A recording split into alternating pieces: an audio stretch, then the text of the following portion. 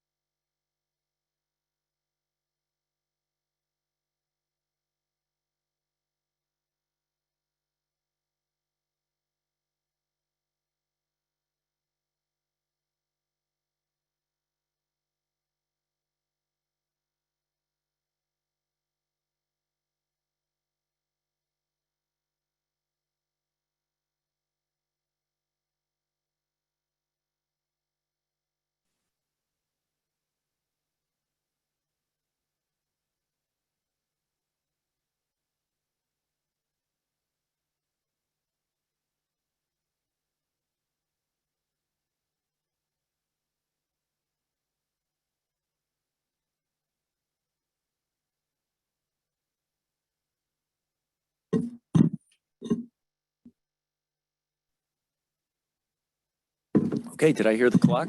Strike 6? All right.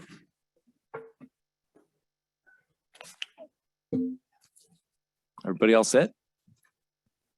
Okay, with that, we will start our Selma City Council regular meeting. It is June 20th, 2022, 6 p.m. in the Selma City Council Chambers, 1710 Tucker Street in Selma. The teleconference phone number is 1-301-715-8592. The webinar ID is 86308910644. We will be conducting this meeting in accordance with AB 361, which allows us to teleconference these meetings. Members of the public may access the meetings using the preceding information. When on the phone, if you wish to address council during the public comment portion of the agenda, press *9 to raise hand and we will select you from the meeting queue. Press *6 to unmute and mute yourself. Tonight's invocation will be led by Pastor Joe Alvarez of Iglesia Antioquia.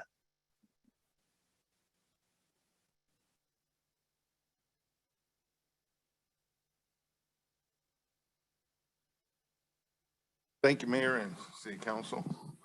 Let's pray. Heavenly Father, in the name of Jesus Christ, we come before you right now to put this meeting in your hands, Heavenly Father, asking you for guidance and asking you for direction, Heavenly Father, that we do your work and we glorify your name. In the name of Jesus Christ, we thank you and we love you with all hearts. Amen. Amen.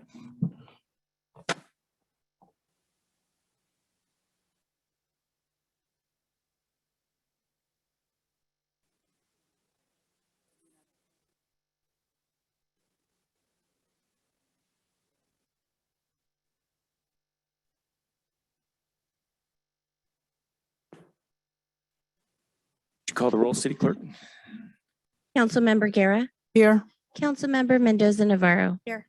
Councilmember Trujillo. Here. Mayor Pro Tem Cho. Here. Mayor Robertson. Here, and before we go into potential conflicts of interest, could we all please bow our head for have a moment of silence for Council Member Trujillo's father-in-law, Larry Mathis, who passed away in the last 2 weeks.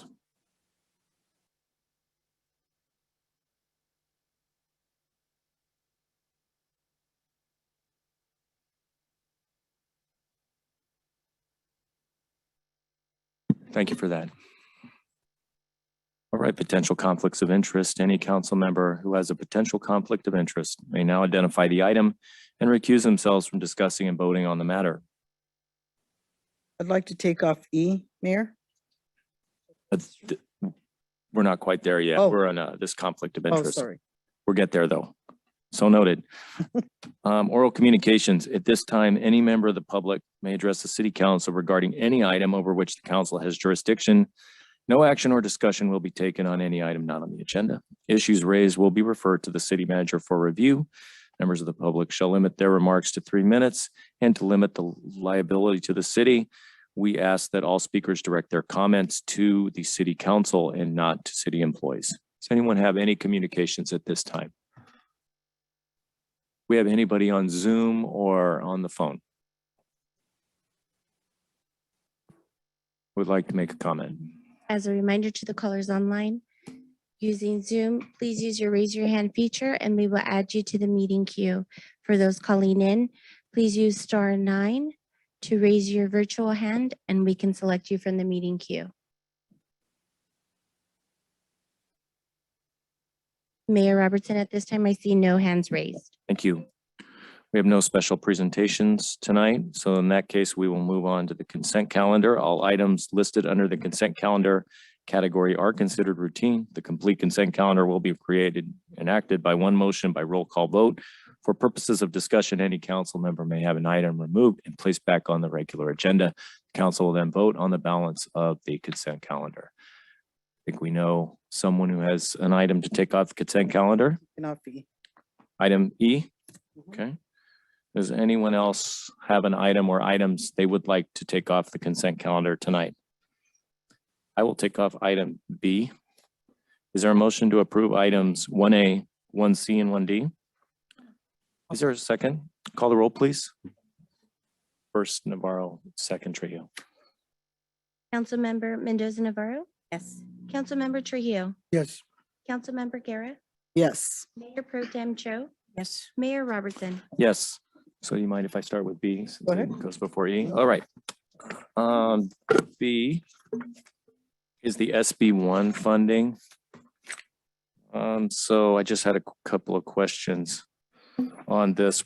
Who decides the actual projects that are submitted for the 2022-2023 funding cycle?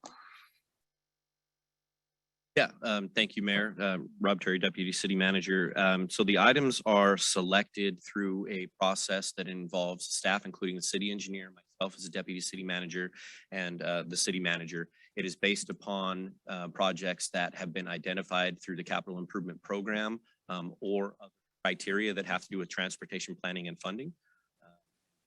Items looking at the amount of funds that are estimated to be available. We take a look at those projects, the way that they score, rank them based upon bringing those have the most impact to the community that fit within the funding.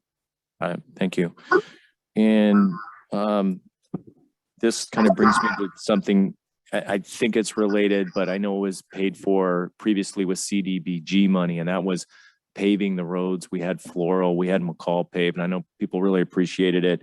We had one resident in particular who is interested in the alleys between Logan and Wright behind Chestnut. Do we have any status on what we're doing in terms of paving the roads and paving the alleyways that didn't get paved during the last wave of funding?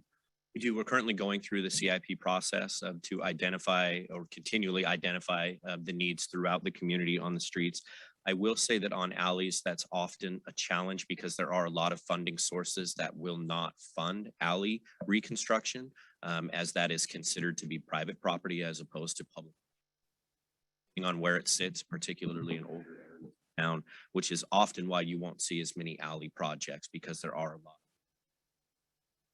But And I think it was through your ingeniousness or the city manager's ingenuity that got funding through the last time through the congested mitigation air quality grant, because you looked at the wording and it stirred up the dust and you were able to get funding through that. So maybe there's some potential funding in that avenue in the future as well. Typically, CMAQ is what we would use, and that would only apply to alleyways that have never been improved. So if there's any existing pavement or any other, material there besides dirt, then CMAQ would not apply. But yeah, in the alleyways that have never been improved, it's just dirt. CMAQ is perfect for that. or that have disintegrated to the point where they're dirt. Correct. Thank you. So following up with, I wasn't gonna pull this, but since he's bringing up an issue, your capital improvement plan, you guys are gonna start looking at probably about a 5 to 10 year plan. That And is correct. that's where you can factor in all our alleys and roads, because in the past, we really haven't had a good master plan.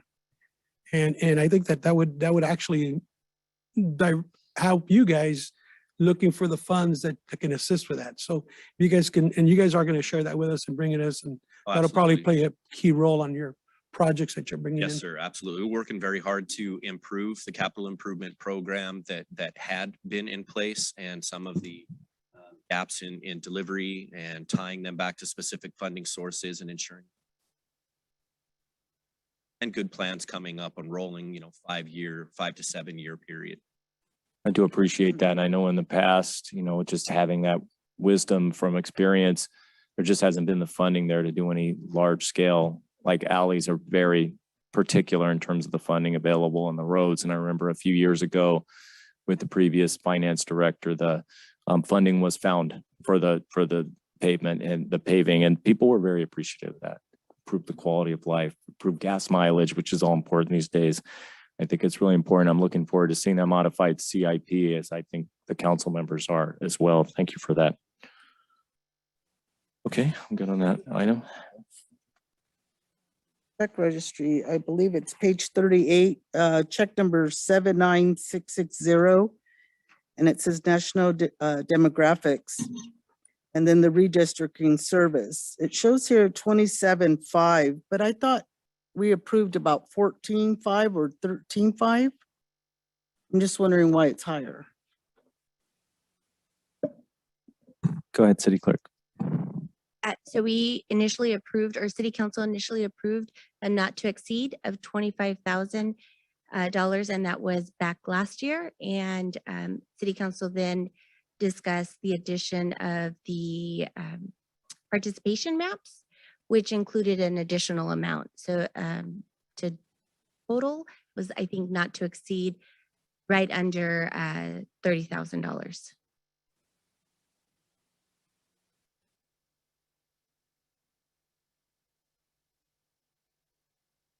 That was the only one. Thank Yeah, you. I've got one, 79650. Jam Services, Greenball LED traffic lights for a small amount. But was Jam the folks who used to do the lights, the Visalia person, or are these new people, or what's going on with the stoplights? I'll have to check with Public Works on that to see. Fernando, you might know my history isn't long enough with a couple of the vendors there to really recognize the name, whether they past or brand new. I don't believe it's the same vendor, but we'll follow up with confirmation. Thank you for that. Is there a motion to approve items B and E? Is I'll make a motion to approve. there a second? Call the roll, please. Thank you. Councilmember Guerra, Yes. Mayor Pro Tem Cho, Yes. Councilmember Mendoza Navarro, Yes. Councilmember Trujillo, Yes. Mayor Robertson. Yes, our first item tonight on the public hearing agenda is the consideration of a resolution approving tentative parcel map number 2021-0014. You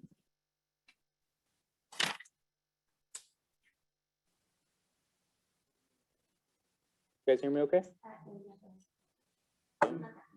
Oh, this, gotcha. You guys can hear me okay?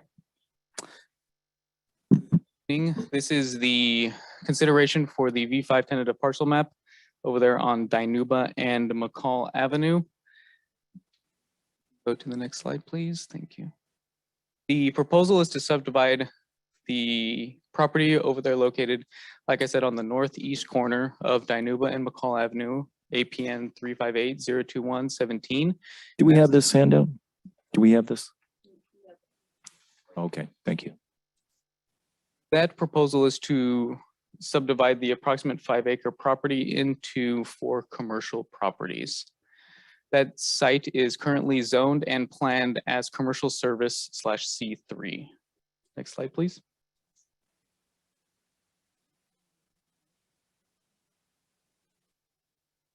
In 2017, this proposal came to the city already. However, since then, no action has been made on the tentative parcel map or the site plan, and therefore those items have since expired.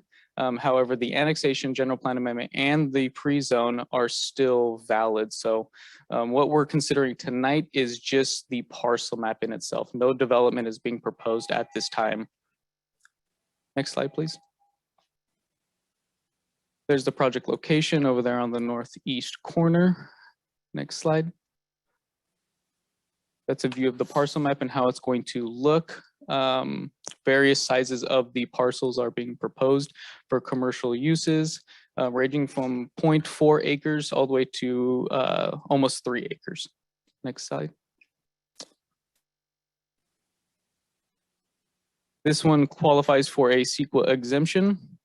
All future development proposals will go through the same process in regards to compliance with CEQA as well, whether that be with an exemption or further environmental analysis.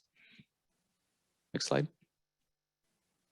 Our recommendation as staff is to approve the tentative parcel map along with the approval of the notice of exemption.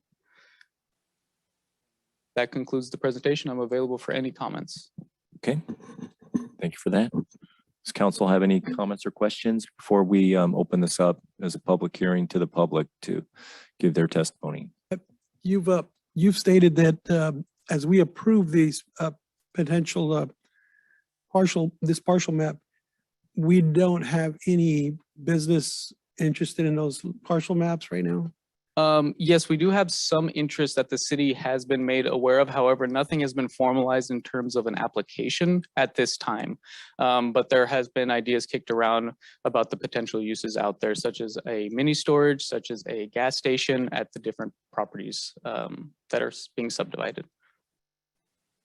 But we don't have any applications on file anything ready to go. That's correct, yes.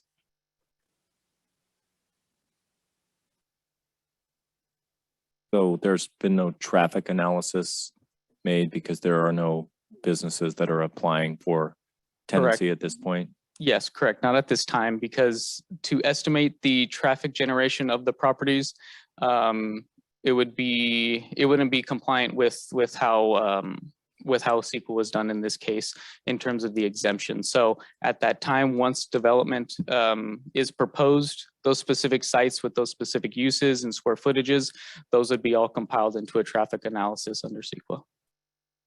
This may be putting the carriage before the horse, but I have a question. It might lead to Rob. These potential parcels are, going to be or leased out to various agencies. Will we be, stating or creating policies that will at least adhere to the facade and what things are needed for prior to this projects, any projects that we know about? The only criteria that we have at this time, of course, is what's currently found within our municipal code. So that has to do with lot coverage, with setback, amount of type of items. It doesn't get as specific onto sites as actually saying what type of facade is required or what type of items have to be included within a building, other than the things required within the uniform building have to be within a building. But anything that really has to do with the aesthetics of it, outside of the items within our. I guess the question is that, understanding that we're going to approve a parcel map, do we understand that, or where are we at as a city staff in regards to if they're bringing up mini storage, what are we going to protecting our residents that are concerned? Is there anything that our municipal code has, or can we do anything prior so we can make sure that we safeguard our residents? Between the building code, the policies within our general plan and what's found within our municipal code, we do of course have the avenues to address those items.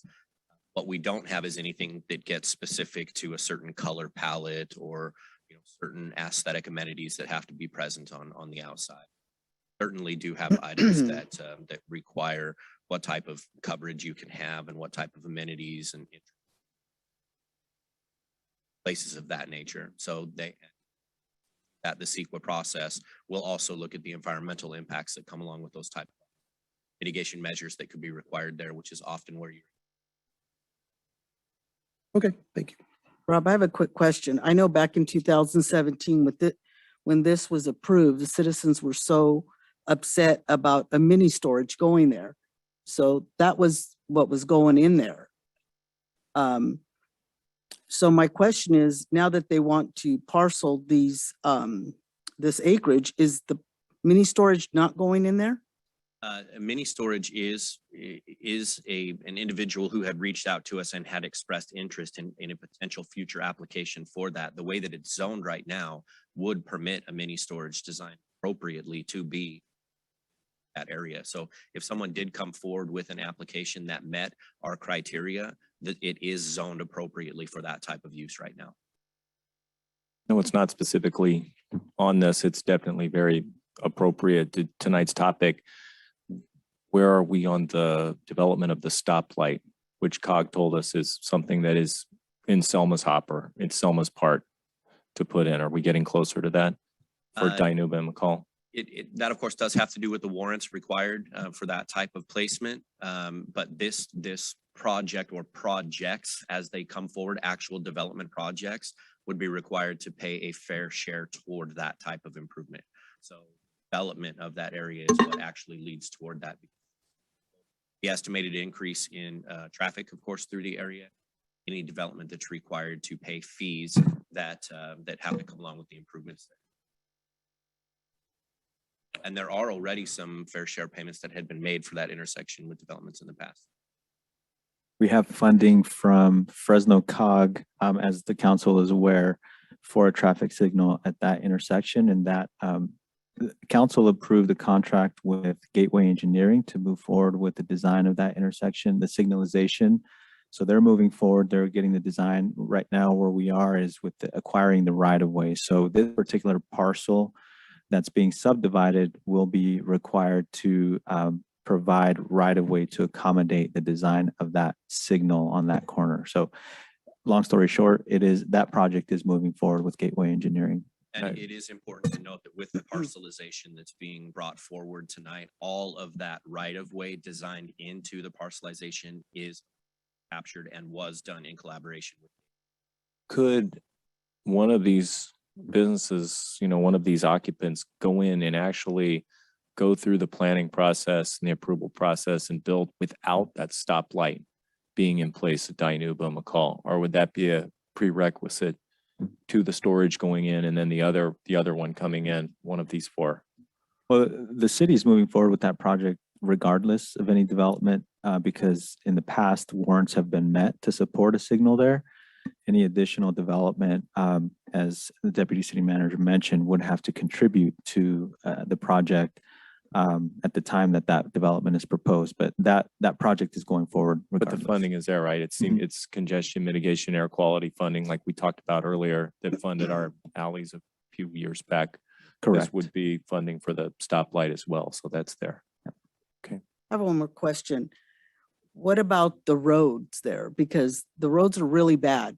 I mean, is there going to be funding be related to covering or repairing the roads there? Because those potholes are really, really bad and people complain about it all the time. Is this also going to help repair the roads, or do we have funding to repair those roads? That is part of us looking at the system overall. Can't require new development to repair or fix anything that was broken before they got there. So as new projects come in right here, we can't require them to say repave a portion of that street. Into development impact fees, which will help with. That's where items like the capital improvement project Mm-hmm. having a very strong ranking on a regular basis, consistently having your streets ranked where they fall within. Making sure that you have good maintenance plan. That's where those type of items come in. And then of course, very active on the transportation funding side. Every single bit of funds. And I believe our city engineer is on the line, but we do have funding that was identified through Lifeline funds to actually repave the section on Dinuba between McCall and I believe, was it Duke Street, Philip? I think we try going to Dockery Dockery, okay. to the east, and then we also have another Lifeline project or TPP funding that goes west of McCall, also along Dinuba. So we have two projects, so hopefully we'll be starting next year. Right, and we're getting to the funding for the budget tonight, so we'll have ample time to talk about funding going to the roads then as well. Well, and I would clarify that the CIP that Deputy City Manager has referenced will not be coming to the council until the July meeting for approval. That's when we would identify all the projects that council has expressed or priorities, and then tie those to specific funding sources in the budget and through other sources. Thank you. So this is a public hearing, so we'll now open it to the public for the input from the public. Would anyone like to step forward? Mayor, council members, I'm Dan Jarigi with Tri-City Engineering. I'm here representing the applicant. And like staff was saying, we understand that the roads are in bad shape right now, but we just propose to subdivide the parcels and prepare them for eventual development. Any future development will come back to you for land entitlements for approval. We also want to delay any development and piggyback with the grant for that traffic signal so that traffic is not an issue at that corner. Other than that, I agree with all the staff report and we want to delay and wait until we have a good project, and even our frontage, our portion of the frontage that is outside of the grant, we will develop, to fit the ultimate traffic signal at that corner. So. Right now, how many parcels is it? Right now, there's going to be 4 parcels. Obviously, some of them are larger to anticipate a future mini storage. The smaller ones are for commercial service stations and maybe an office, but there is nothing definite on the smaller pieces. But like I said, anything that has to do with the actual mini storage or any other development will come back to you and with a project that that we can work and satisfy everybody's concerns.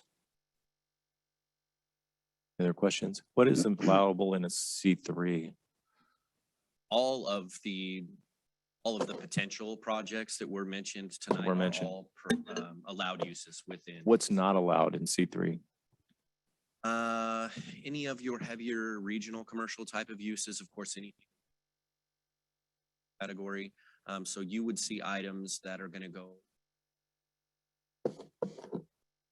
type of scale, or items very similar to what you would see south of this area.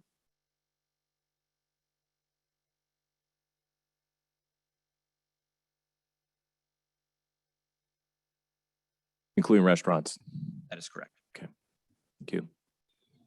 I want to add is that there's heavy PG&E power lines of that corner, and we wanted to be able to coordinate with the traffic signal project to work out a way to either underground all those power lines that are there. So Would that be a necessity? Was it Rule 218 or something that would necessitate that undergrounding those utilities, or since they're already there, could they leave them above ground? Well, if there's a case to be made to underground them, either for safety reasons or aesthetic purposes, or to support a development, we could work with PG&E on that, and there's potentially funding for that. definitely they will have to be either underground or moved One or because the they are other, in the so way the of the traffic. traffic signal. Thank you. Thank you. Anyone else with any comments at this time?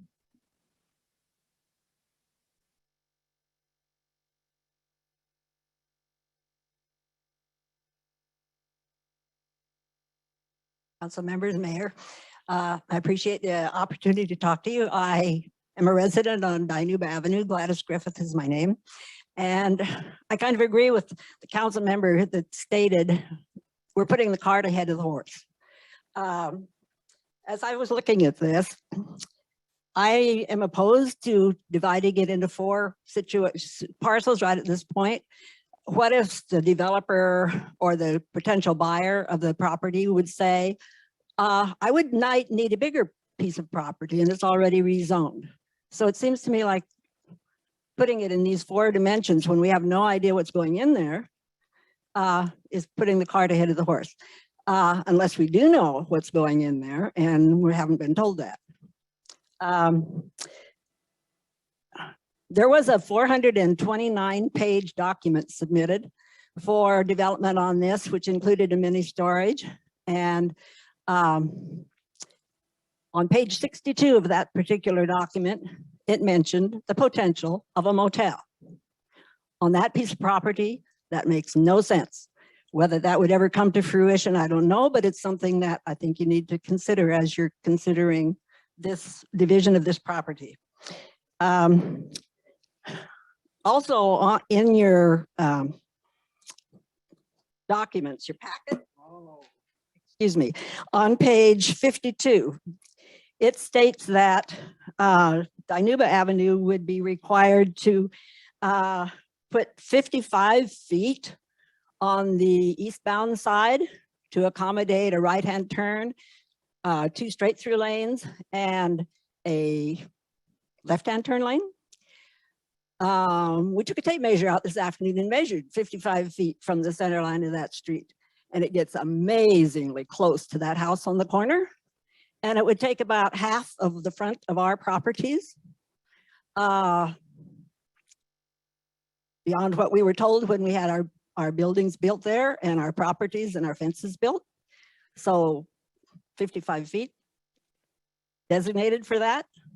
I oppose to that, definitely. I also oppose the idea that, well, I question. It says in that 429-page document, it states that developers would have to pay their fair share. And the fair share in that document said would be about 8%. 8% of what it stated at that point in 19 was 4.5 million. That comes out to be 450,000. So that means a lot of left money. Maybe there is funding that, you guys are up to, you have to know that. I did read a letter from the county at that time that said that the county would not be interested in helping fund that. And I'm out of time. Thank you very much. Thank you Ms. for your Griffin. attention. Appreciate it. Would anyone else like to make a comment at this time?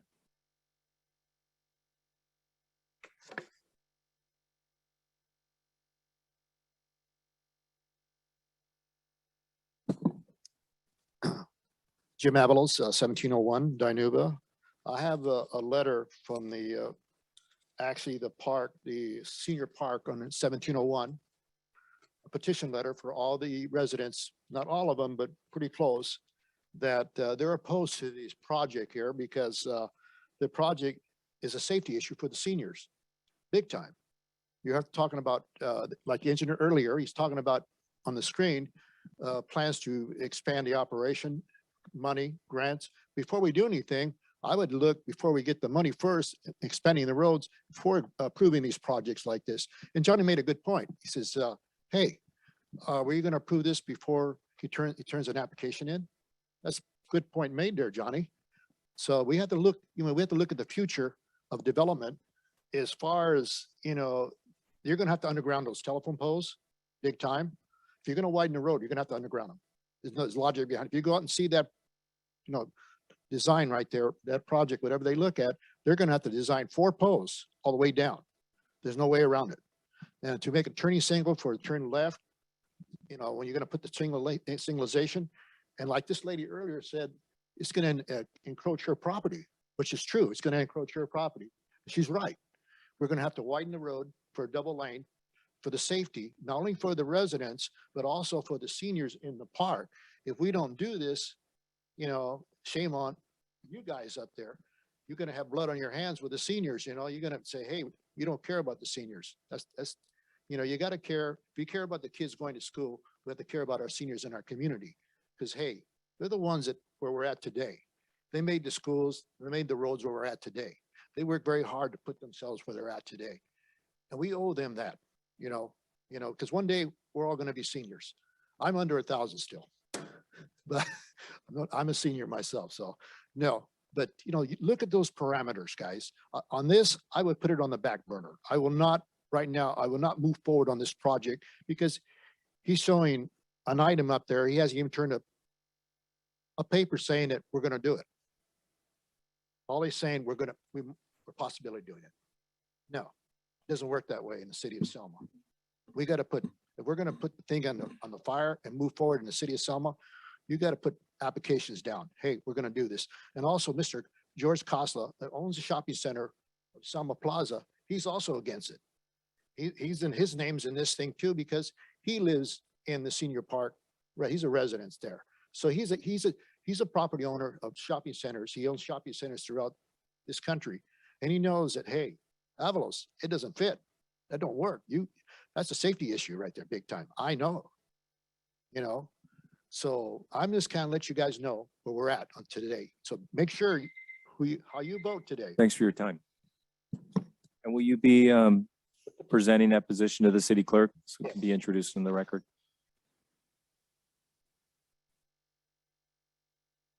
And city clerk, can you circulate that to the council so we can actually see how many signatures were received? Thank you. Anyone else have a comment at this time?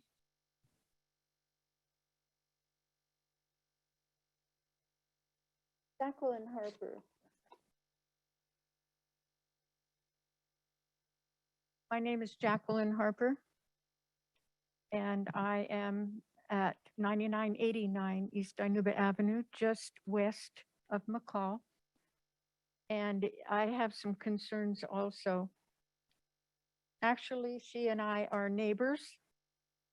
And I noticed that when the notice came through in the mail, that it was only 300 feet that it was sent to me. She didn't get a notice.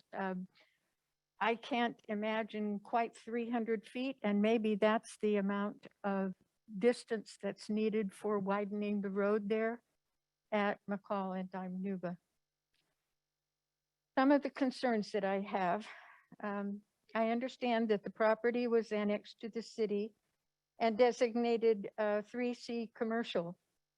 And I'd like to know when this took place. On the computer, it shows that this property is designated as agriculture exclusive, 20-acre minimum. And then on page 52, the items 50 through 54 deal with Dinuba Avenue and McCall.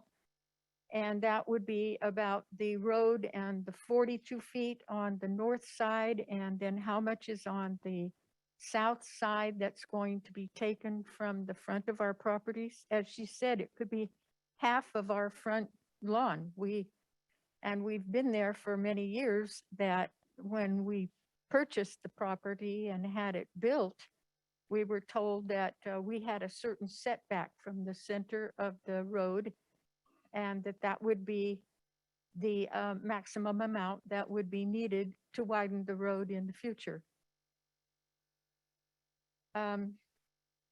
About the motel development, we're seeing a lot of motels in other parts of Selma, and I really don't feel that Selma has that much need for more motels. With the new ones that have been coming up around the Walmart area on the other side of the freeway. And as for the mini storage, I checked that out. We have several mini storages in Selma already. As a matter of fact, it has about 1,500 or more units available for people to store their excess, I want to say baggage, but that's not quite what I mean. I think that these things together were discussed in the 420 some odd pages. And if we don't discuss it now and find out what it is that we are looking at, that we don't want any surprises in the future. Thank you for your time.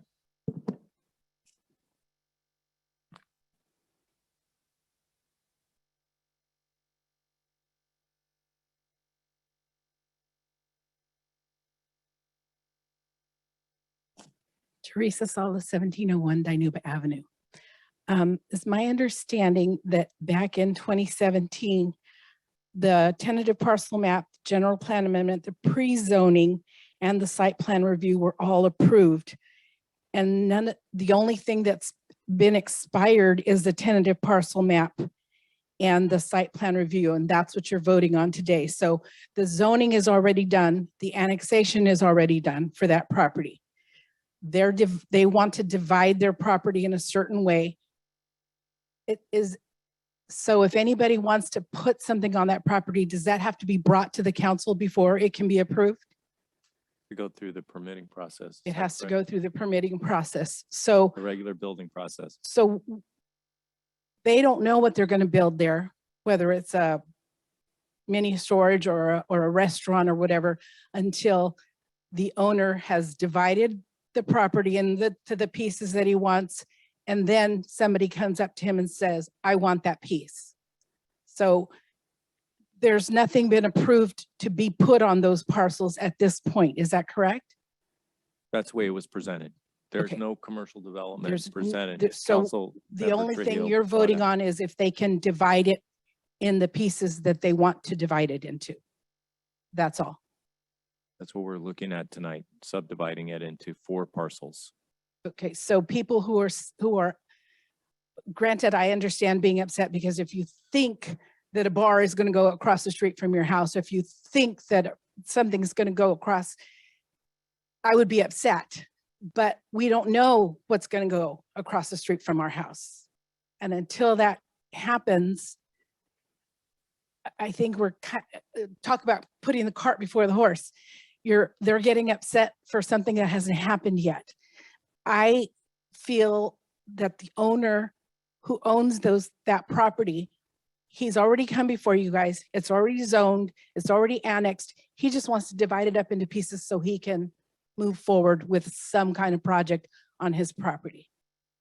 So, and I feel like I am in favor of you doing that for him.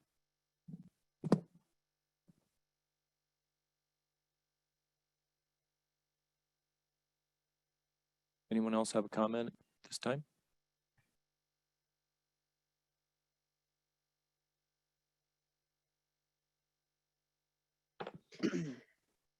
In 2017, I remember the vote very well.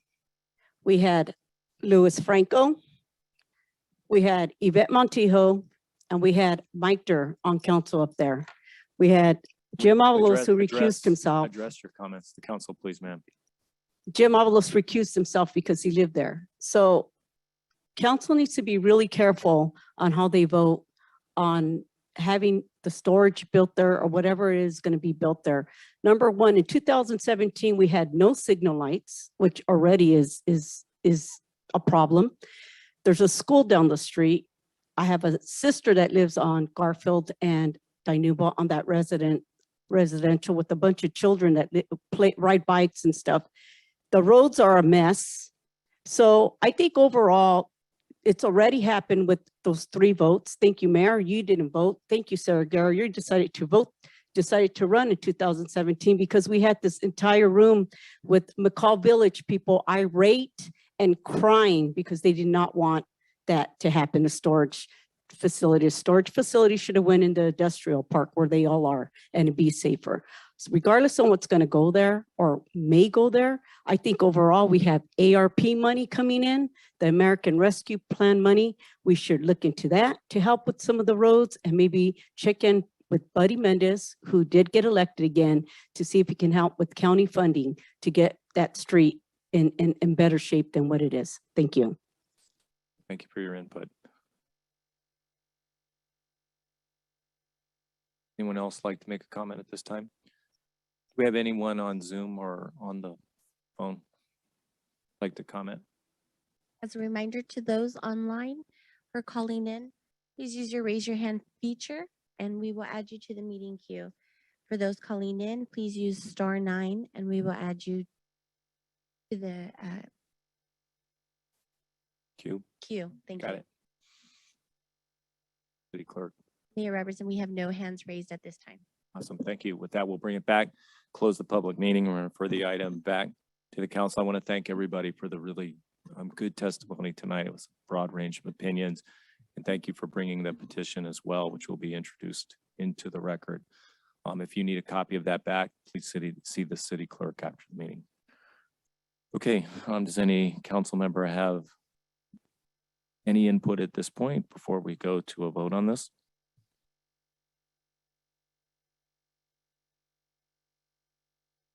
I'll make input then. I would say that I was in fact here for the 2017 vote for the land that was going to be, that's just east of where this parcel is, to be annexed to the city for public storage. I listened to the concerns of the McCall Village residents, some of whom are the same. This came out 5 years ago. And I think the issues that they had then are still valid today, which is traffic is still a nightmare there. We don't have a stoplight yet. I can only imagine what a gas station would do with a bunch of cars coming in and out at this point. I think at the point when it does have a stoplight and when the road is widened and improved, it could be very well a different story. But I remember that vote, I voted against it. And I even went to LAFCO when it went to LAFCO for the annexation and gave my comments there in opposition to the plan. So tonight, I see this as not really the cart before the horse. I just see it as a way for this property owner to set in motion the parcels to be developed into actual businesses in the future. And then I see those folks who are opposed to this as just trying to head this off before it even gets further developed. So I can see the point of both on this. I just I drive down there because I live down there. So, and I have family members that, there's a lot of traffic, there is. I just see that we really need to develop all throughout the city. We can't just be stagnant in one area because something's not there yet. I feel we have amazing staff that are very innovative. They have a foresight of what needs to be done. They want to make sure that safety is there. They're looking at all these different fundings. We're working with our engineers, and we're gonna get it right. We're not gonna be putting things in there right now. All we're doing is just approving something that expired, or that's my understanding, is nothing's going there right now. This is a potential for things to be brought in. Again, I live on that side. We need a lot of stuff on that side. We need more housing. We need more commercial. If there's another restaurant that can go up there, great. All we have right now is just the Burger Time. And yeah, Burger Time is always packed. They're always busy. I think that the potential for growth is there. Is it going to happen tomorrow? No, it's not going to happen tomorrow. Are we going to get it right? Yes, I sure hope. I have every single piece of confidence in the staff that they're going to get it right. They're going to work with all the stakeholders, and because we do need growth. We cannot stay stagnant. If it's easier for this to be parceled out in 4 parcels because it's easier, commercial property there's a lot, but not everybody can buy that whole 5 acres. And so maybe they don't need the 5 acres. Maybe a company can buy 2 of the acres or 2 of the parcels and build something there. But I feel that we really need to stop being stagnant. We really need to grow, and we're not going to be able to grow if we keep saying, no, we don't want it here. We don't want it here. Growth all throughout the city. And so I hear you. I hear you because I have family members that live in that park. And the biggest thing I hear is that road is horrible. That road is horrible. Well, we can't fix our roads if we don't have businesses. So if we don't have businesses, we don't have money to fix those roads. We can get all the grants that we can apply for, what have you. But and right now, yeah, the state has a lot of money that they have a surplus. But again, we really need to think about what can we do to fix those things. And I really feel that I have every confidence in our staff that is going to, do what's best for all of the citizens and do what's best for the growth of this. And so again, we're not approving a storage. We're not approving an actual type of business. We're just approving for this to move forward, for them to be able to parcel that out. So I have a quick question. Do we have a time frame in regards to the stoplight?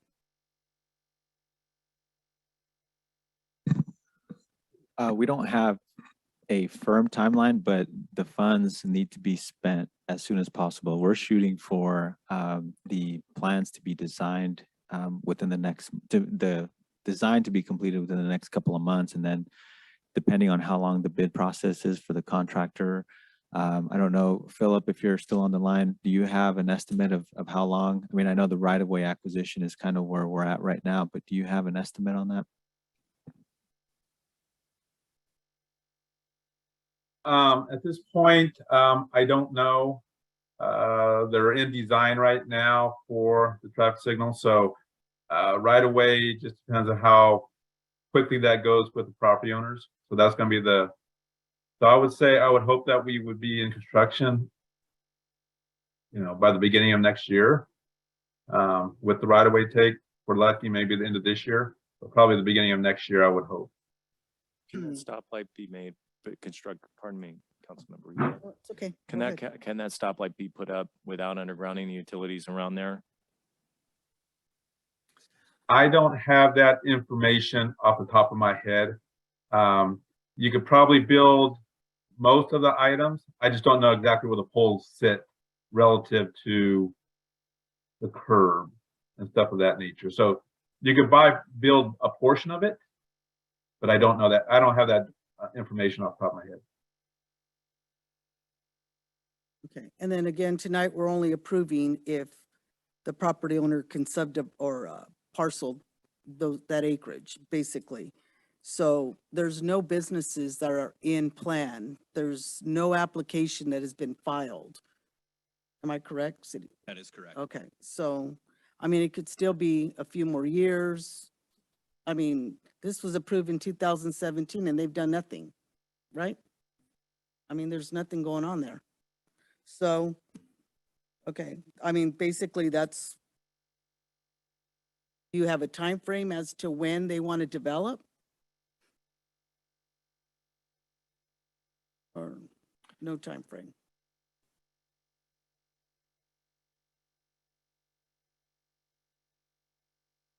Definitely want to wait until this traffic signal gets started and coordinate with that development. Since this parcel map will dedicate that northeast corner for the ultimate traffic signal, then we could proceed with our extension of the new curbs and gutters, sidewalks that will come in as part of that traffic signal project.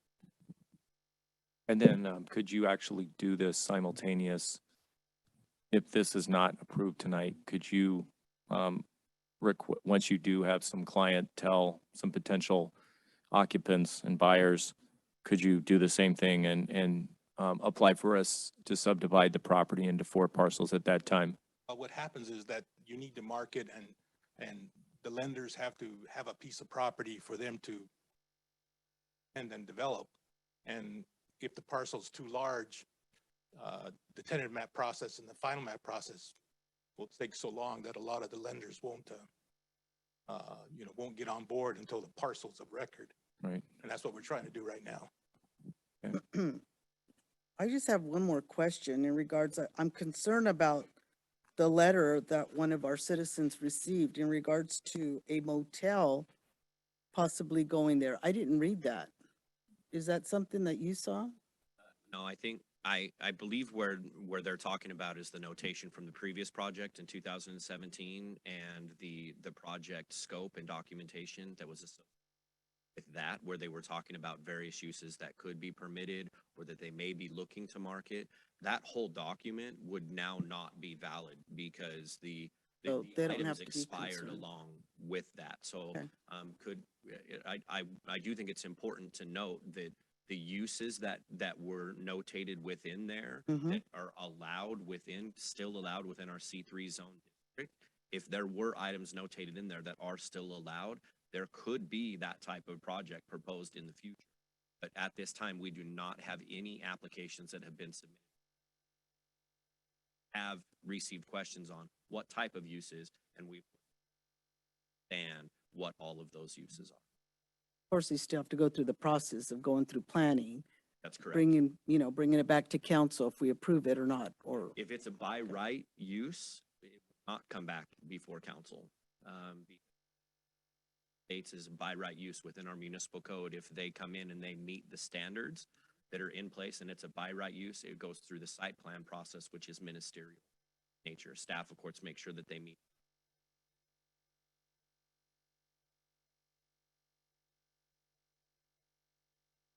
I have a couple of things. I don't have a question, so thank you.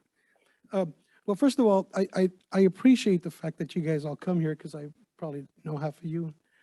The concern I have that, the city of Selma has long been so stagnant because everybody wants to just pass the buck to someone else. And in reality, you see new faces. We have new staff. And we're hoping that we can what I see here right now is the fact of we're all right now concerned because the what ifs. Just like our resident Sala stated, hey, the what if someone tells you they're going to build a hotel, well, then that's what we're going to be thinking. It's a hotel. But in reality, I believe that we have the staff that's going to be knowledgeable to be able to work in cohesiveness with you, the residents, and the owner when it comes that time. Right now, we're putting the carriage before the horse. Right now, I can't believe that we're having a discussion of what's going to go on there when in reality, we're just parceling the property out to let the owner be able to market those properties. So when it comes down to, the timing and who voted what, back in 2017, people were probably anxious, but that was because that leadership of that city council at that time felt that that was the correct way to do it. Are we going to keep on kicking the can down the road, or are we going to make a decision that's going to impact the quality of life in Selma? When we bring businesses to that area and we add impact fees and we add what the need is, they're gonna be able to clean up that area, and they're gonna give you guys something that's probably even long better than what's out there. So what I would ask you to do is actually look at, a little more communication with our staff. Maybe our staff needs to communicate with the residents and the owner and come to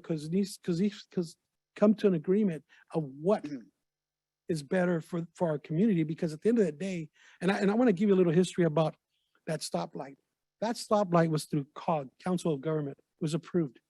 But because our city council approved the contract with an engineer with a recommendation of our previous city manager, they approved it.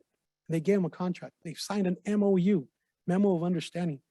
That contract was thoroughly observed for 2 months. And then that city manager, our city manager, terminated the contract.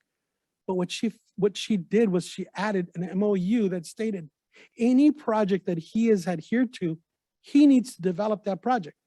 So guess what? Poor leadership, poor understanding of laws is the real reason why that light hasn't been done. Because if there was not an MOU, that project would have been done. So when I talk to you guys, I ask you guys to understand there's a clear picture of why that project hasn't been done. We should have had that project, that project should have been done a year ago. We might lose the funding, but if you go back and you look, the MOU states that that engineer that we terminated has to do that project. Think of this. You don't think he's qualified, but you're going to let him do a project because you have a memo of understanding with him. Who does that? Our council did that. So when we start talking about what's good for our city and what's better and what's out there, I really ask you guys to really look into it and let the city council that right now is up here doing their due diligence and letting developers develop. But you know what? Adding policies to make sure that you guys are taken care of, making sure there's barriers there that are taking care of you guys. Because at the end of the day, growth is going to happen. It's just you have to fall back on the leader and give them the lead, let them lead and make sure that they can give that opportunity. You may not agree with me, but I'm just stating that when we start asking questions and India windows come out, that stoplight's not because our city staff's been dormant. It's because the policies that this council has done in the past. But when I ask you guys to really look at things, it really costs, and it costs money. It ends up every time it costs money. So for that, I'm in agreement with letting him do the partials, because I know that we have good staff that's going to allow and going to impose good policy that's going to make sure that you guys are going to be taken care of, which is in my side of town. But we can't stun our growth. We need to grow. We need to invest in this community. The city needs the resources to grow and make this place look beautiful like we wanted to make beautiful. So for that, thank you.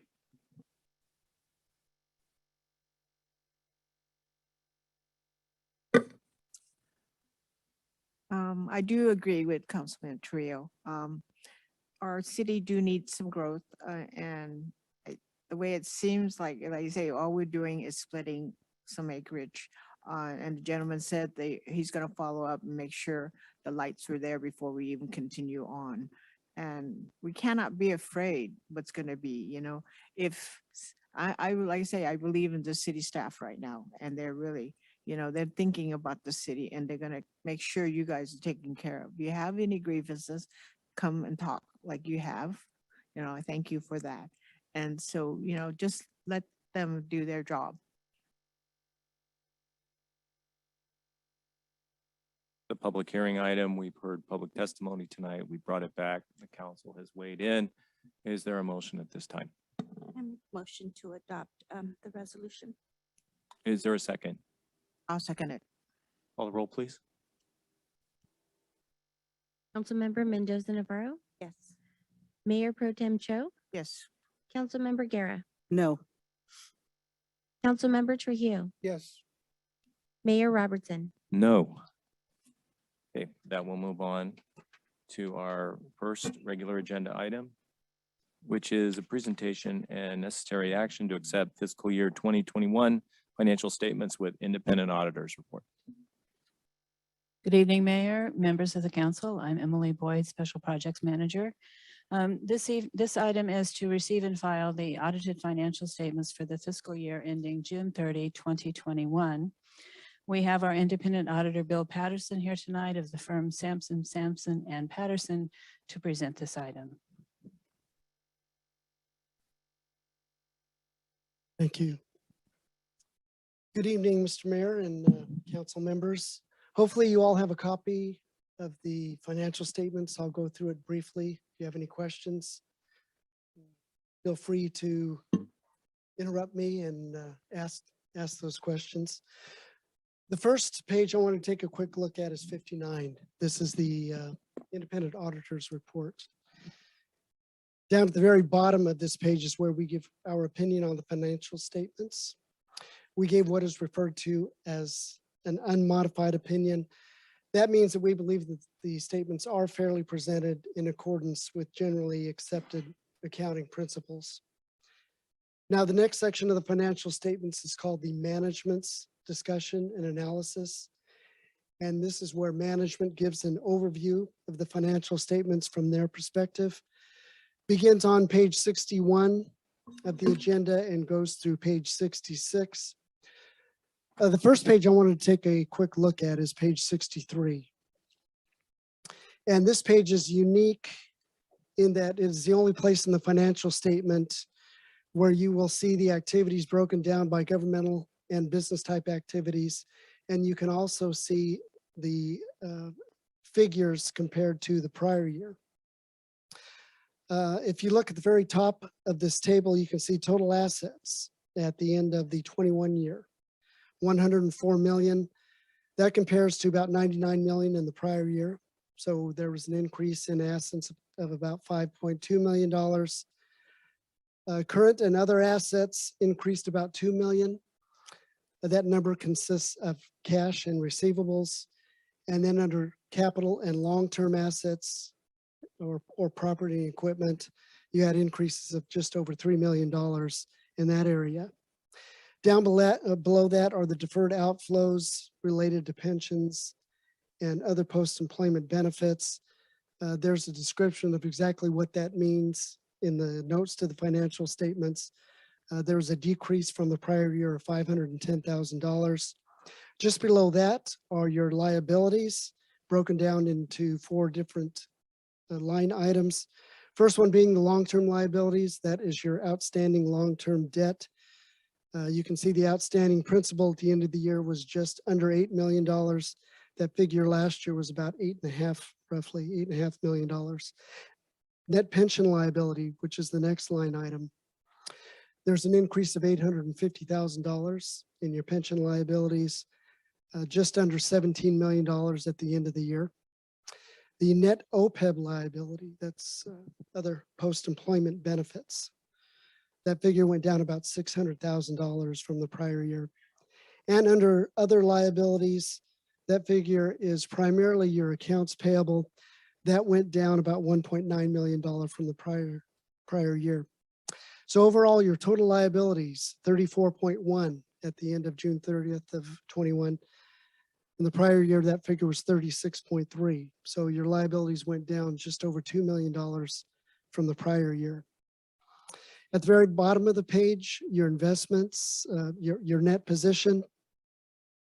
Over on the far right-hand column, $73.2 million was your net position or your equity at the end of June 30th of 21. At the end of 20, that figure was $66.8 million. Now, these numbers that we just went over, those are on the modified accrual basis of accounting. That is the same type of accounting method that is used for for-profit entities. Over on page 64.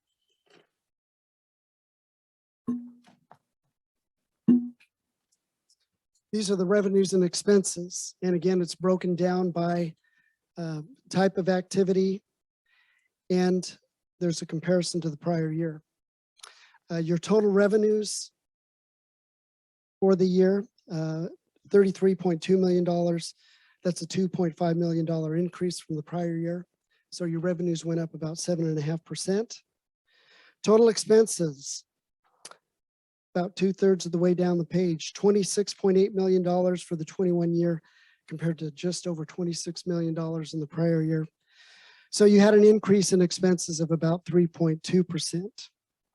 And again, down at the bottom, your net position at the beginning of the year, $66.8 million. You had a $6.3 million increase in your net position, ended the year with $73.2 million in equity.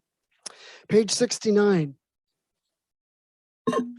As I mentioned just a moment ago, those statements, the numbers that we just looked at, were on the full accrual method. The Governmental Accounting Standards Board, which sets the standards for financial reporting, requires that not only do you report your financial information on the full accrual basis, but you also have to report it based on the modified accrual basis, and that's what these statements are. So in these statements, we're focused in on short-term assets, liabilities, revenues, and expenses. You'll notice in looking at this balance sheet, you won't see any long-term assets, no property and equipment. There's no long-term debt on the schedule, just short-term assets and liabilities. The general fund is the very first column, and you can see what the assets and liabilities were for the general fund. Total fund balance, $11.2 million at the end of the year. That figure last year was just under $7 million. The four items or the four funds in the following four columns represent what are considered major funds. Those are the larger funds. And then in the next to the last column are other governmental funds. There is substantial detail, about 20 pages worth of detail on exactly what those funds are that make up those numbers in the back of the report. Over on page 71, again, we're still on the modified accrual basis of accounting. From a revenue and expense standpoint, the difference, one of the main differences, or two of the main differences from the full accrual basis of accounting is under the modified accrual, you'll see capital outlay under expenditures, a total of $5.9 million. Under the full accrual method, those assets are capitalized and depreciated over their useful life. And as far as the principal, under this method of accounting, you expense your principal payments. Under the full accrual basis, those principal payments are offset against the outstanding debt. So your net change in fund balance using this method of accounting, far right-hand column, about three line items up $3.6 million. That represents about a 16% increase in your fund balance for all your governmental funds compared to the prior year. One more statement over on page 78. This is for the successor agency. This is a fiduciary fund. You had total assets of $1.7 million, liabilities of 4.3. So you had a deficit in this fund of about $2.7 million. Over on page 79, the additions and deductions in this fund, you can see you had total additions, $890,000, primarily through property taxes. You had deductions of $318,000. So you had a total change in net position, positive $572,000. Started the year with net position or equity of negative 3.3, ended the year with a deficit of about 2.7. Now, the rest of the financial statements just provide more detail on what we've already taken a look at. For example, the footnotes are the next section of the financial statements, and there's about 30 to 35 pages of footnotes, and those go into substantial detail about the numbers we've just looked at. There's some budget to actual statements for the general fund and the Measure S fund. There's quite a bit of information on your pension and OPEB plans. And as I mentioned previously, there are about 20 pages worth of combining statements. So you can see where those numbers were coming from that we looked at just a moment ago on the governmental fund statements. So that's pretty much it. Were there any questions, anything? I know I went over it very briefly. Is there any items that you'd like me to go into further detail on? Any questions or comments? Have any further questions or comments at this time? Anybody from the public? Any questions? I had a question. On page 64, what is the miscellaneous revenues?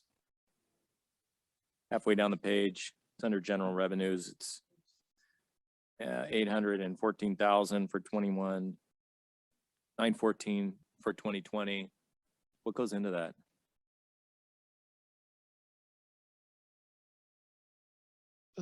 Let's see. I know there were some grant monies that were in there. Off the top of my head, other than the grant monies, I'm not sure what else is in there. I would have to take a look and get back to you on that. Okay. And then the increase in that position from 2020 to 2021 is that 6 million or $7,284,000? Okay, what page are we looking at? 64. Bottom of the page. On the left-hand side. Increase in that position, 6,340,000.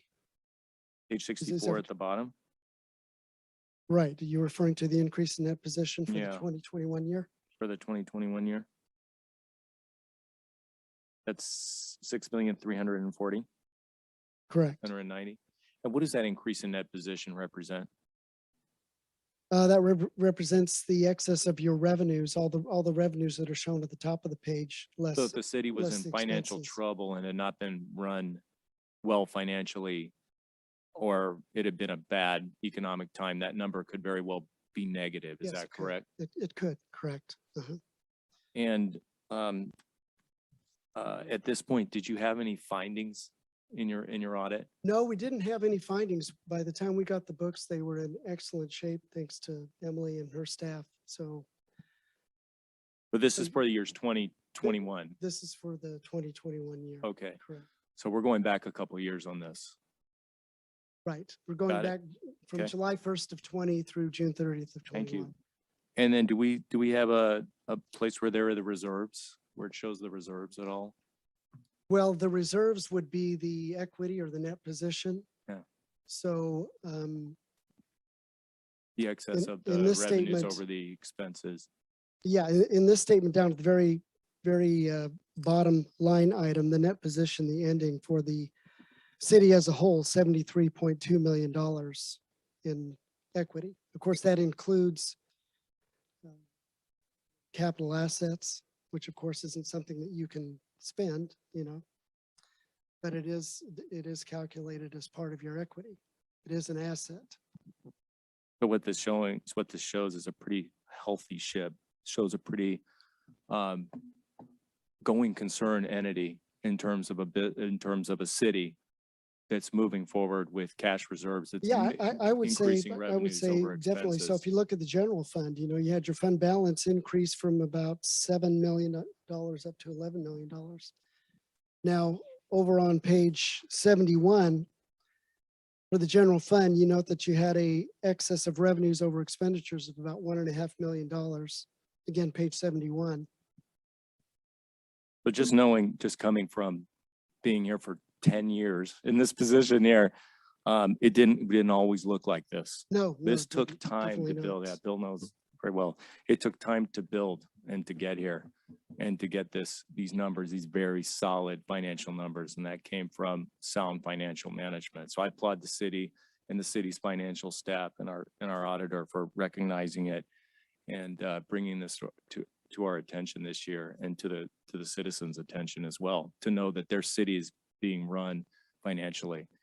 To me, that's our job on the city council, is to oversee the financial condition of the city. In fact, the ordinance, that's the only thing we can request. Only thing we can request as city council members is financials, and they have to be produced forthwith.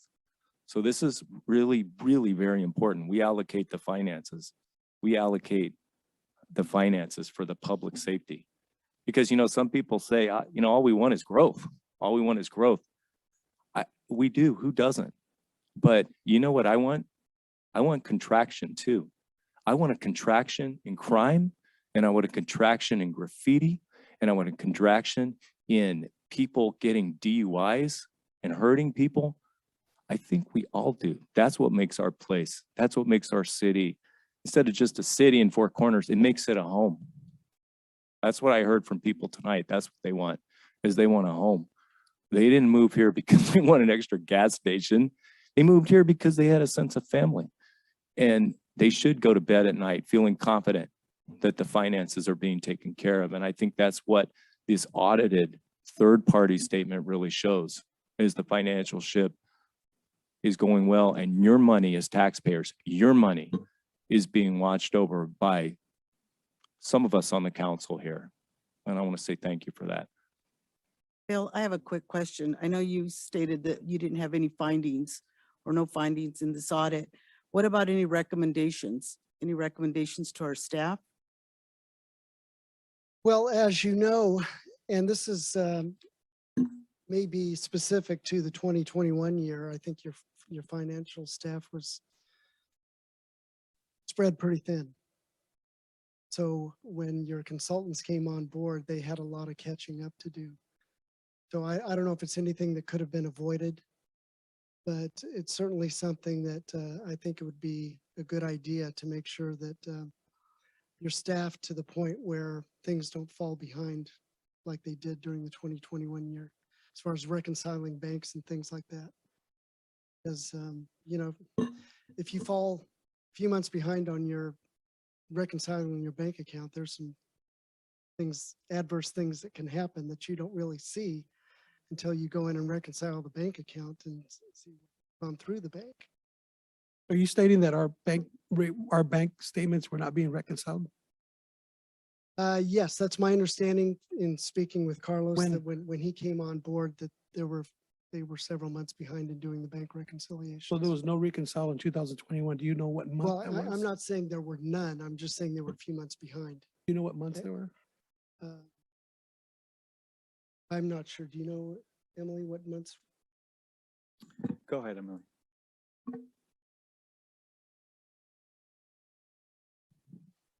Thank you. When I was here last fall, I was working on trying to catch us up on our bank statements. And at that time, that was fall of 21. And I believe at that time, the last bank rec that had been done was January of 21. So we were substantially behind.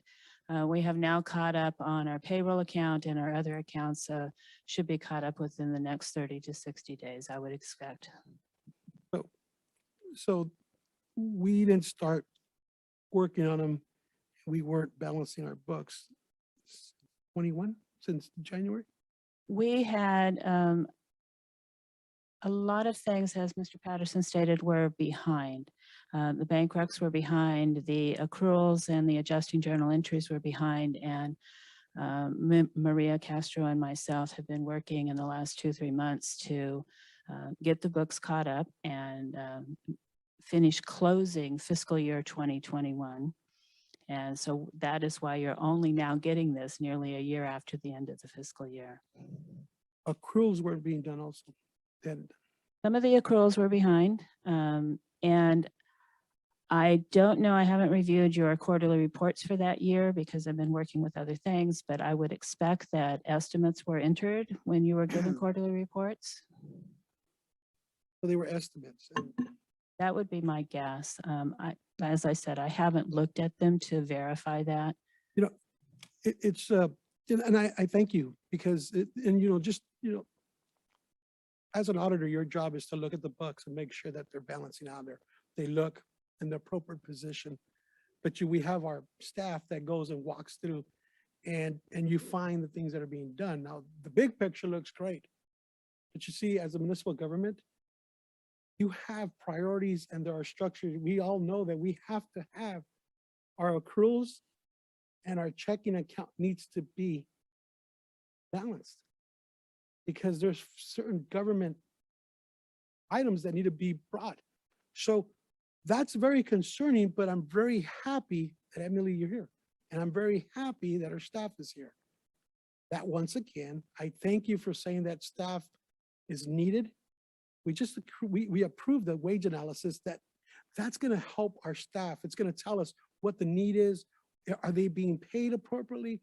And when we start talking in these languages, it's not spending money. It's investing in our own. It's investing in our people. It's investing in people that are educated, that can do that job and hold them accountable. And I'm not saying they weren't educated, but I want, and I applaud you for bringing those strong words as to, hey, if you could do something, help your staff, get them the people they need. Because there are some things in the financials and the municipal government are so important. If you're not balancing your checkbook, if your accruals are not done, there are remedies that we fall back on. A municipal government should be held accountable. Am I wrong or am I right? These are strong statements. And the fact that we have not balanced our books since January 21 is alarming. But I thank God that we have staff.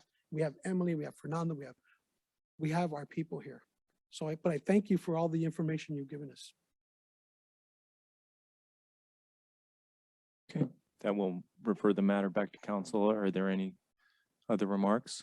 Anyone have anything they would like to say before we vote to accept or reject this? Oh, I just wanted to add one last thing that the auditor, Mr. Patterson, also alluded to about the importance of the finance staff being staffed appropriately.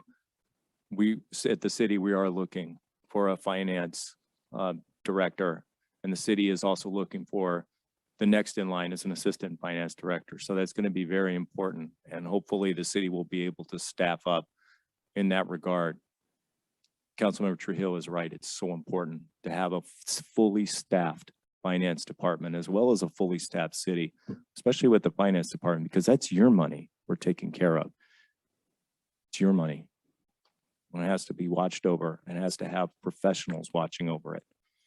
So it's very important. Thank you for that. Is there a motion to accept the fiscal year 2021 financial statement? Is there a second? I'll second it. Call the roll, please.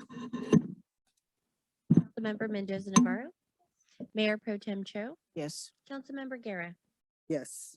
Councilmember Trujillo, Yes. Mayor Robertson. Yes, and with that, it's almost 7:30. We'll take a 5-minute break. Thank you everyone for coming out. We'll resume in 5 minutes.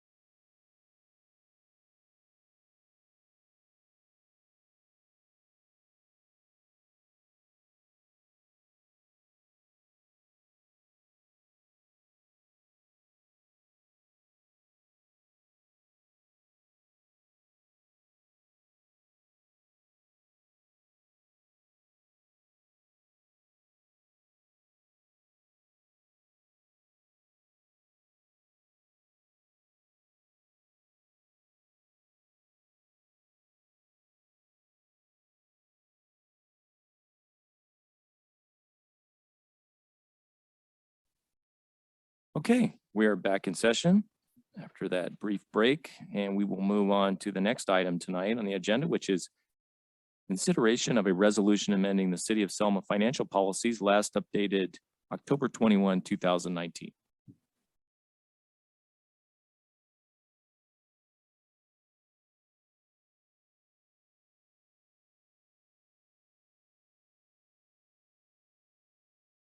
I mean, I can hear you, but I can't hear you over the mic. How about now?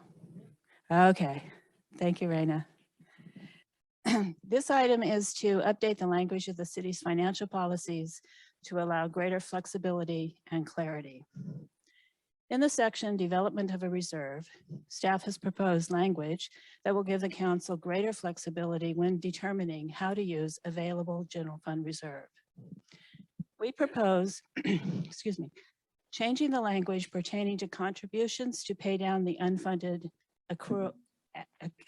actuarial pension liability, that's the UAL, from, as the language now stands, all reserves over 20% threshold will be allocated, to reserves over 20% may be allocated. So we're just changing the word from will to may. Additionally, just so the council knows, we'll continue to make the annually required UAL payments. We're not saying that we're not going to do that. Additionally, we want to add a sentence that reads, amounts in excess of the required 20% reserve will be appropriated during the annual budget process to achieve current goals and plans for providing quality service to the community. This language will allow the council to determine during each year's budget process the best use of excess reserves. So this is in order to give the council more flexibility to determine what to use each year, depending on the changing needs of the city and the community. In the section compensation, staff has proposed changing the language from will strive to pay competitive market level compensation to will maintain competitive market level compensation. It has become difficult, as you've seen, for the city to recruit and train qualified professional staff. We've seen this in the police department where we have individuals leaving, going to other agencies where their compensation package is better than it is in Selma. And we've seen this in the finance department when we're trying to recruit for a finance director and have trouble attracting professional staff. We're not proposing that the city pay the highest market rates, nor are we suggesting the city should pay the lowest market rates. What we're proposing is that the staff maintain a competitive level of compensation. It's the staff recommendation that the council approve the proposed language changes to the policies. Do you have any questions for me? Thanks for your report. Does council have any questions for Ms. Boyd at this time? I have a real quick one. So on the sentence for the amount in excess of the required 20%, if council chooses to just put it back into the reserve, then that's what we can do, right? Oh, absolutely. The language gives you the flexibility to keep it in the reserve or use it for some special purpose. Okay, thank you. And I totally agree with the competitive rates. We're going through another study, you know, at my work, and so it is, what do they call it? Mass exodus or something of employment. Now it's like you have to give them that great incentive to agencies. So, and the employees market right now. So yeah, that's competitive rate. So thank you. Anybody else with a comment at this time?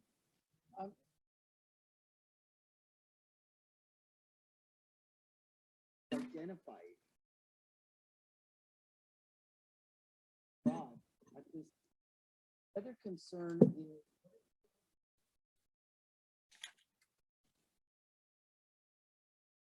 I'm sorry, when you're saying projects, where specifically are you looking?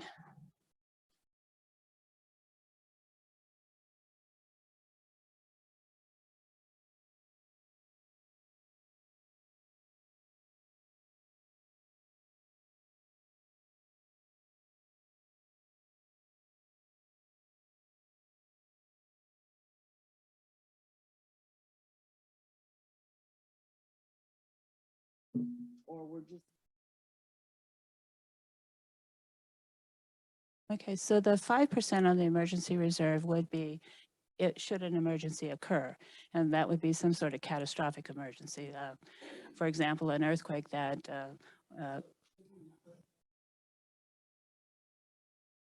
I don't know if we have identified the term emergency in other places in the city's documentation. Sometimes emergency is defined in your municipal code. In this policy, my recommendation would be to leave it just at emergency.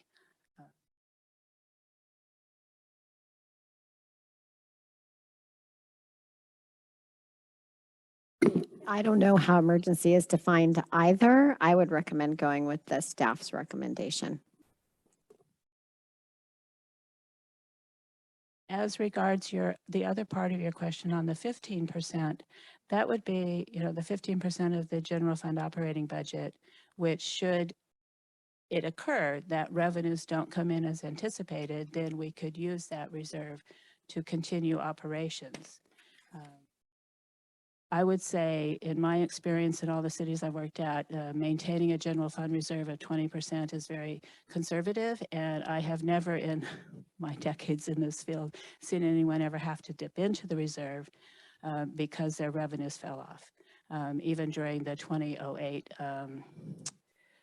downturn in the market when property taxes fell off for many organizations, we're still able to make it through without having to dip into that reserve.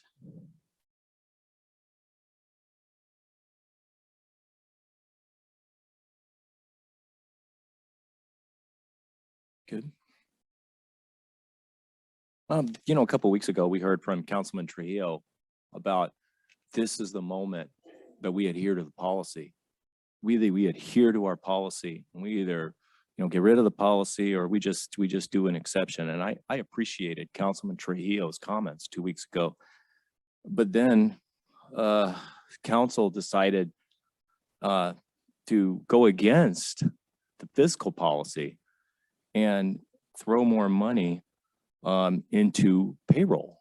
And that is absolutely not from this excess from the reserves, what the city agreed on. And so I applaud the city manager for bringing this back to the city council, the fiscal policy that the city agreed on 3 years ago, the policy that the council with Mr. Trujillo on it agreed, where we had the percentages, we had the allocation, and to my knowledge, they didn't go to payroll. The amounts that some of the council members wanted to see it go to, it went to the UAL reserve, the unfunded pension liability, and I believe council had another meeting where the amount above that would go to the park, the regional park at Selma Grove, the 28-acre regional park. So the amounts above that, above expenses, as it were, would go to those two. And so that's why this is an important topic. Are we going to change fiscal policy? Are we going to just do an exception? We're just going to vote in an exception of the policy? But I think we'll further get into that, and I appreciate the choices laid out here by staff on which direction to go with the fiscal policy that was laid down 3 years ago. But changing the language on compensation, the city of Selma will maintain competitive market level. That's an absolute. And I would defer to Council Lerner. Is that potentially a legal issue in the event that this recession comes, that some are talking, actually many are talking is inevitable, and all of this payroll that the city is approving, it still has to pay, because an employee or an employee group could look at number 16 and say, hey, you said you will maintain competitive market level compensation. I don't see any of the other cities having to drop their payroll or not give as many benefits.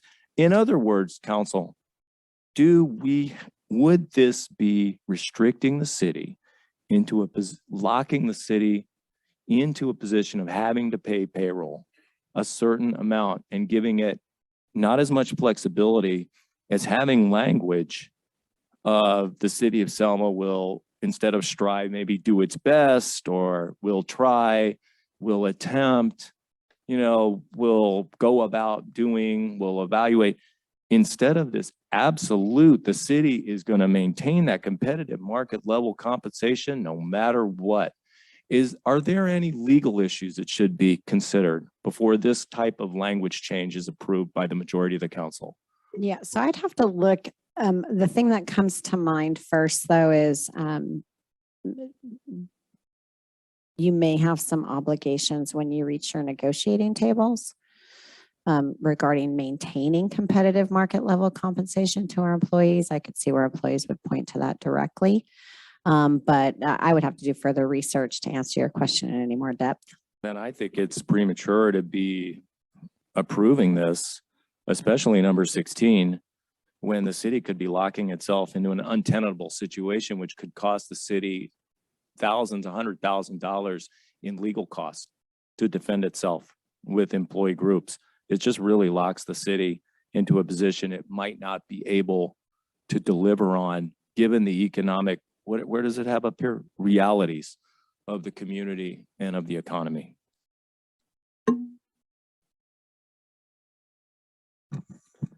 Oh, go ahead. I think I need to first of all answer the statement of the mayor, but I want to make sure that I state it nicely, because I think that what he stated was two apples to oranges. A couple of meetings ago, we were talking about a policy that was being brought by the city staff to change in regards to a flag being flown on the city, one of the city's buildings. And what my statement was, if you make a vote and you vote on it without letting staff has recommended and has a policy in order, that would not sit well with our policy, with what staff has recommended and has. That's number one. This is so, I'm happy he brought it up, but I apologize to staff, because understanding that you told that our finance director or our special project manager stated we had not balanced our books since January 2021. Keep that in reality first as we talk. And we understand that we have a 60% reserve in our books. But we understand, because we approved a wage analysis prior to it be completed, they told us that even if we raised our wages for our police department, our staff, at 50%, at 50% or 23%, we still would not be at par. So now, and I would appreciate the fact that I can finish my comment, because you brought up the fact that I am being reckless with the finances here, the way I'm approving. Did I say reckless? I don't recall. I'll look back on the record, but I don't think I said reckless. What I want to go back to is the fact that our staff has been underpaid since 2012. The fact that we're having this conversation to fight the budget. Mr. Mayor, this revision actually helps this city, because we all know that at any given time, something can occur. And we, the body, has the right to state, we're not saying, am I correct, that we are not going away from giving our percent to our retirement? We're still going to be doing that, correct? Excuse me, we will still be making the annually required UAL payment to So if we PERS. approve this, we're still going to be doing the annual payment. Correct. and understanding that we have 60%, a 60% reserve. And let's go back a little more. Can you imagine this? Our previous finance director had the reserve. If the allocation was to be done, he would have put probably 40% of that money into the, as it reads now. Correct? That would be correct, yeah. Knowing that our staff is underpaid. Knowing that our staff is underpaid. As an elected official, I will tell you this, staff comes first. I will make every decision. This is not being reckless. This is not grandstanding. This is nothing but just making sure that our staff is going to be adequately taken care of, get paid, because they are the #1 priority in this council. So Mr. Mayor, if you want to make this a political event and you want to attack me personally, you want to attack what I'm stating, but at the end of the day, Sorry, did you just say something to me? Because I thought you were making a speech. so at the end of the day, I want to make sure that this policy right here represents flexibility to the adverse of anything that can go on. We can adapt to situations. So when I say this, I can take all the, but you know what? The fact that we're talking about staff not getting paid what they're worth and you're wanting to pull this out, it really, really, really is bad. So thank you, Mr. Mayor.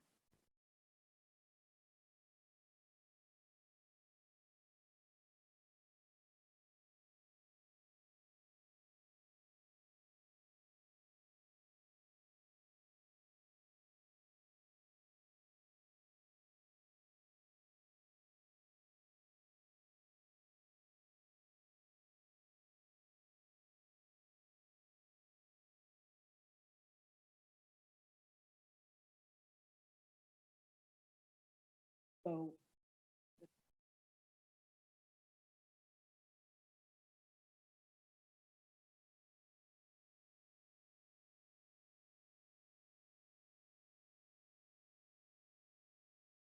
but what I do want to clarify and what I'm concerned.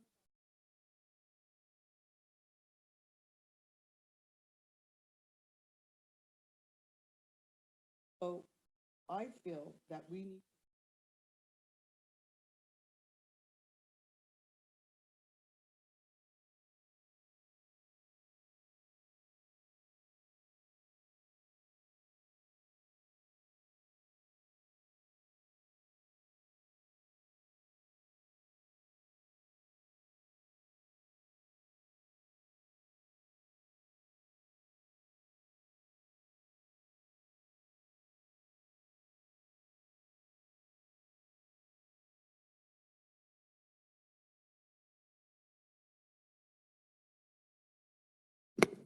I would ask for at least until the first meeting in August, if that's how council wanted to go.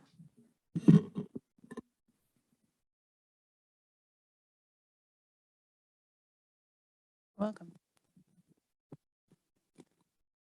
Just a point of clarification, council, if I may. You'll notice that on page 174 of the packet, it's the full language of the financial policy number 16.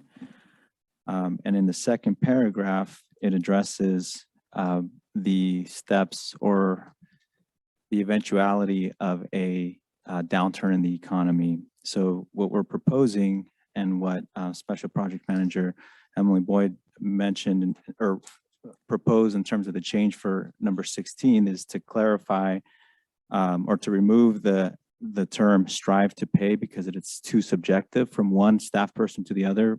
That will mean different things. So what we were attempting to do is to make it a little bit more objective so that whoever staff is that is making these budget proposals can actually have a little bit clearer direction.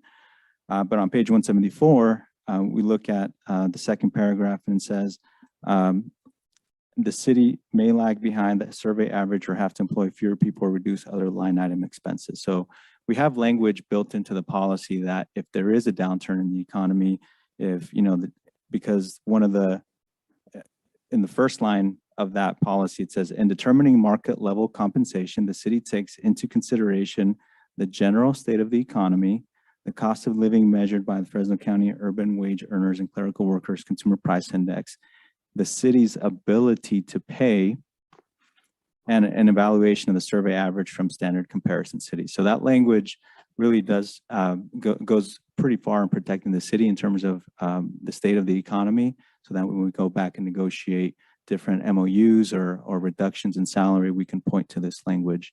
The point of removing the word strive to pay and adding will pay is just so that staff can have clear direction as to what the policy actually means and requires. Thank you. Thank you. Thank you for that clarification, City Manager. Do we have anybody from the public who'd like to say anything at this time?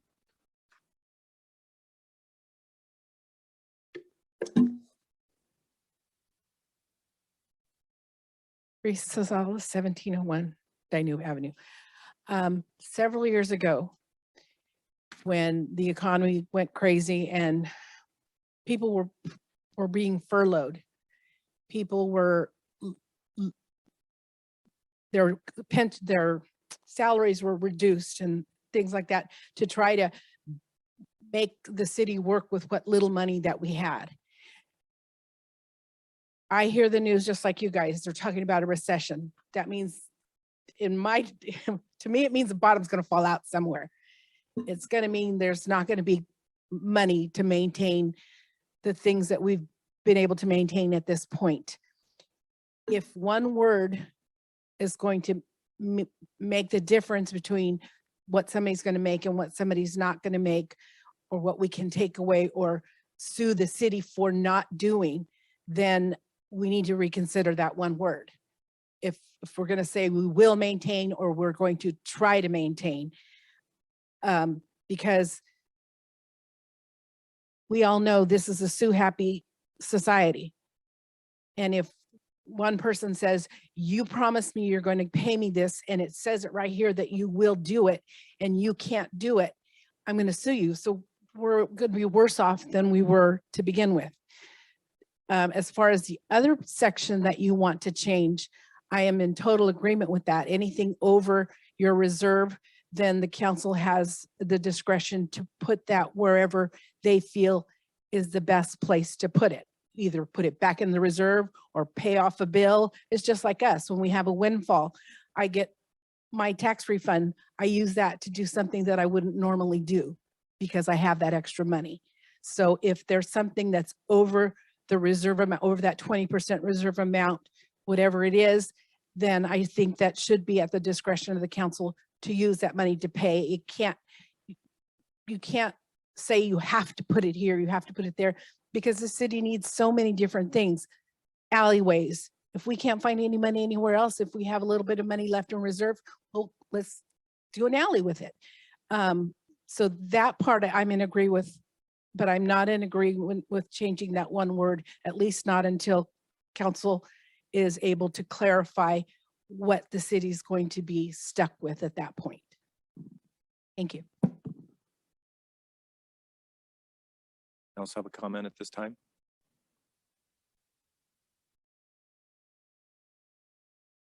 Jim Avila, 1701 Dinuba. This issue right here, is it comes down, that's why we have in the council, in the future, in the past and everything, that's why we have legal counsel right there. That's why to give direction, what is right and what is wrong to the council up there.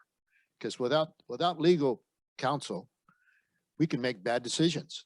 That's why the attorney is there, to help us make the right decision and look into the parameters of certain words that will not get the city council in any danger or liability in any issues. Okay, that's why I would suggest strongly get some clarification from the attorney before we move on this issue for the future of this situation here, guys. Take it from the old man. Do we have anybody on Zoom or on the phone?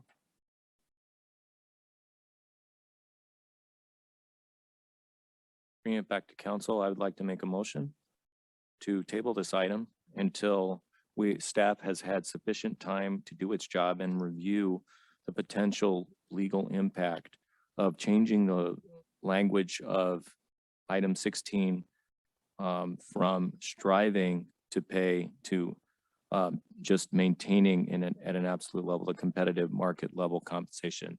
Is there a second? I'll second it. Call the roll, please. Robertson, Yes. Councilmember Guerra, Yes. Councilmember Mendoza Navarro, No. Councilmember Trujillo, No. Mayor Pro Tem Cho. Is there another motion? So I have a question before with the full language here, does that protect the city or? Is voted on. Yeah, with the full language of the entire item. Are you just referring to that That one item. section one at, section. let me go back up to the page. Well, that's what I didn't know. That's what I was saying. I would suspect if I were a union, I would argue that you've set a standard and that I would need additional time to look at it. At page 1.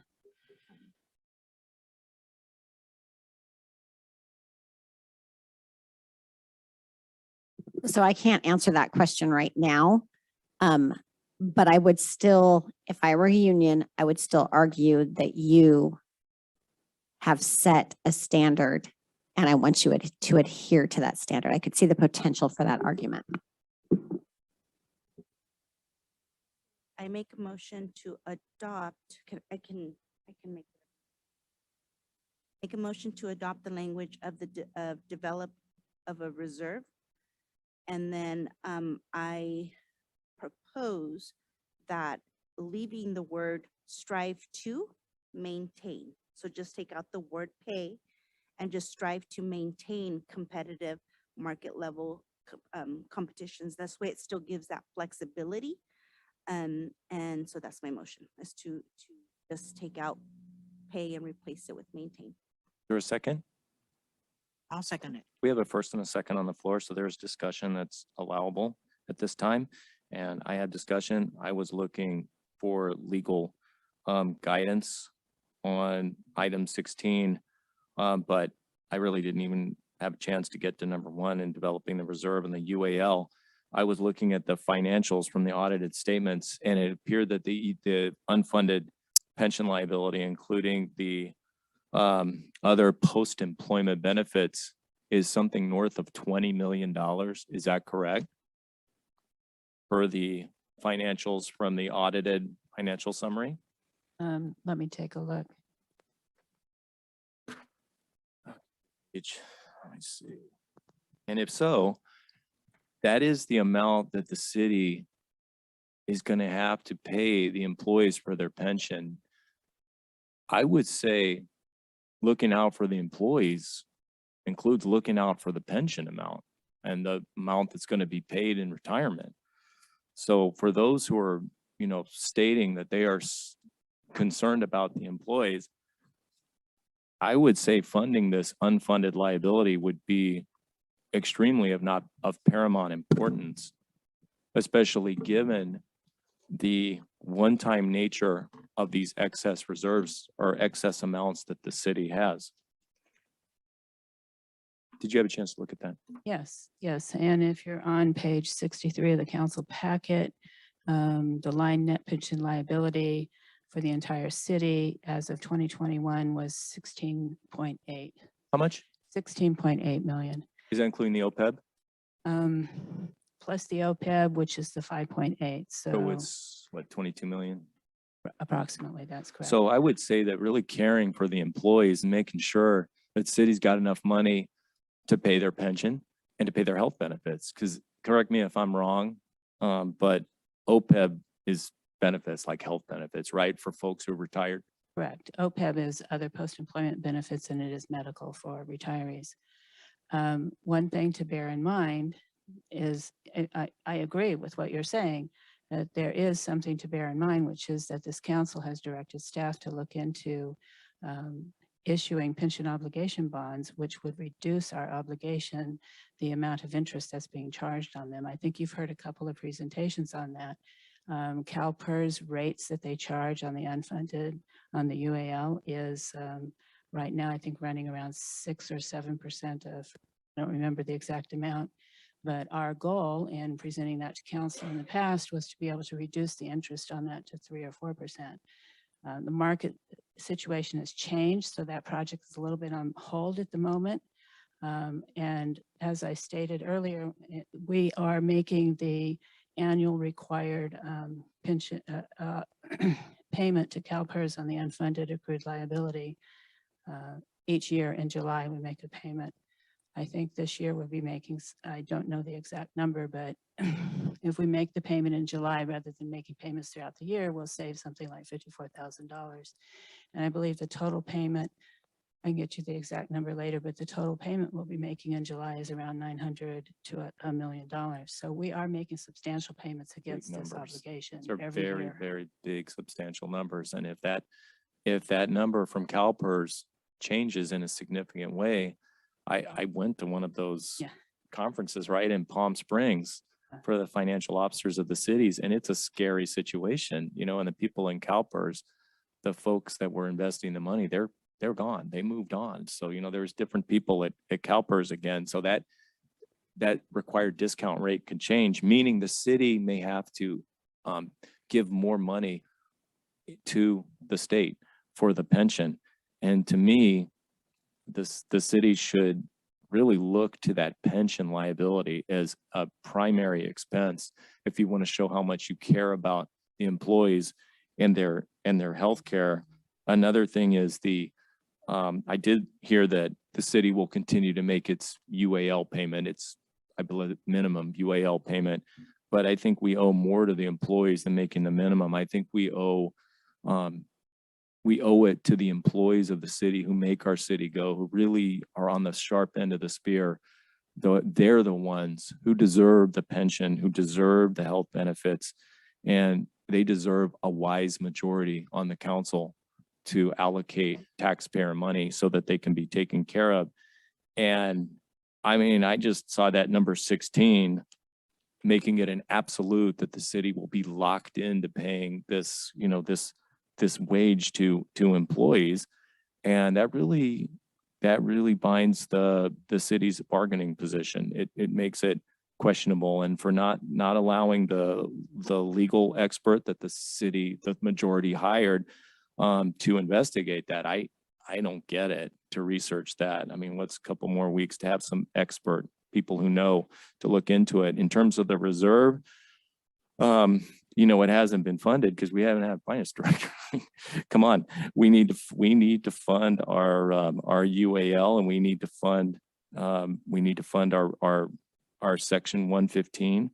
And I think we need to always be in the continuous process of reevaluating our current goals and plans, but allowing this to be so loose in terms of where this money goes, I think is the opposite of a policy. Why have a policy if you could just throw some in the roads and, hey, let's throw some against the wall and let's throw some to our favorite, you know, nonprofit political supporter? No. That's why you have a policy, so that money goes in a certain direction every single time. And if the council wants to change it and they want it to go in a different direction, then that is the council majority's right. But it shouldn't be like this, that it's just way too open-ended. I think it's not the right use of taxpayer money, this excess in reserves. Did anyone else have any? Yeah, there's still a thing they'd motion like in to a say? second. Anyone have anything they want to say before we go for the vote? Okay, you want to take the vote, please? Councilmember Mendoza Navarro, Yes. Mayor Pro Tem Cho, Yes. Councilmember Guerra, No. Councilmember Trujillo, Yes. Mayor Robertson. No. Okay, with that, we'll move on to adoption of the 2022-2023 City of Selma fiscal year budget. Thank you, Mayor, members of the council. If you could allow me 1 second while I share my screen. Once Raina enables me.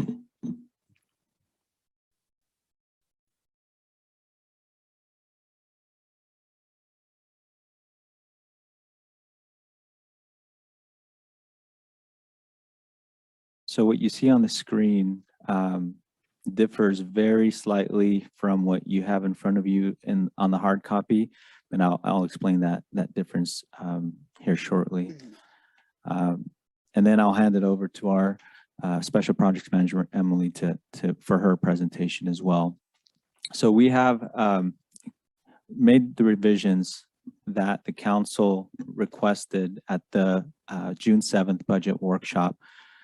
And there are other changes to the proposed budget from that day that we've made, and I've listed them here, and I'll go through them line by line. But from an overview perspective, what we presented to council on June 7th was a general fund budget of $20,603,300.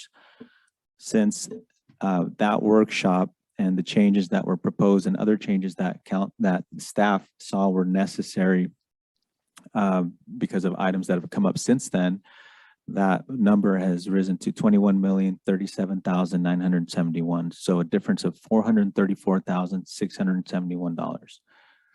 And so the gap, and like I mentioned, I'll go into the expenditures here line by line, that the increase in the sales tax projections were increased to match that expenditure because we had quite a bit of wiggle room in our sales tax projections.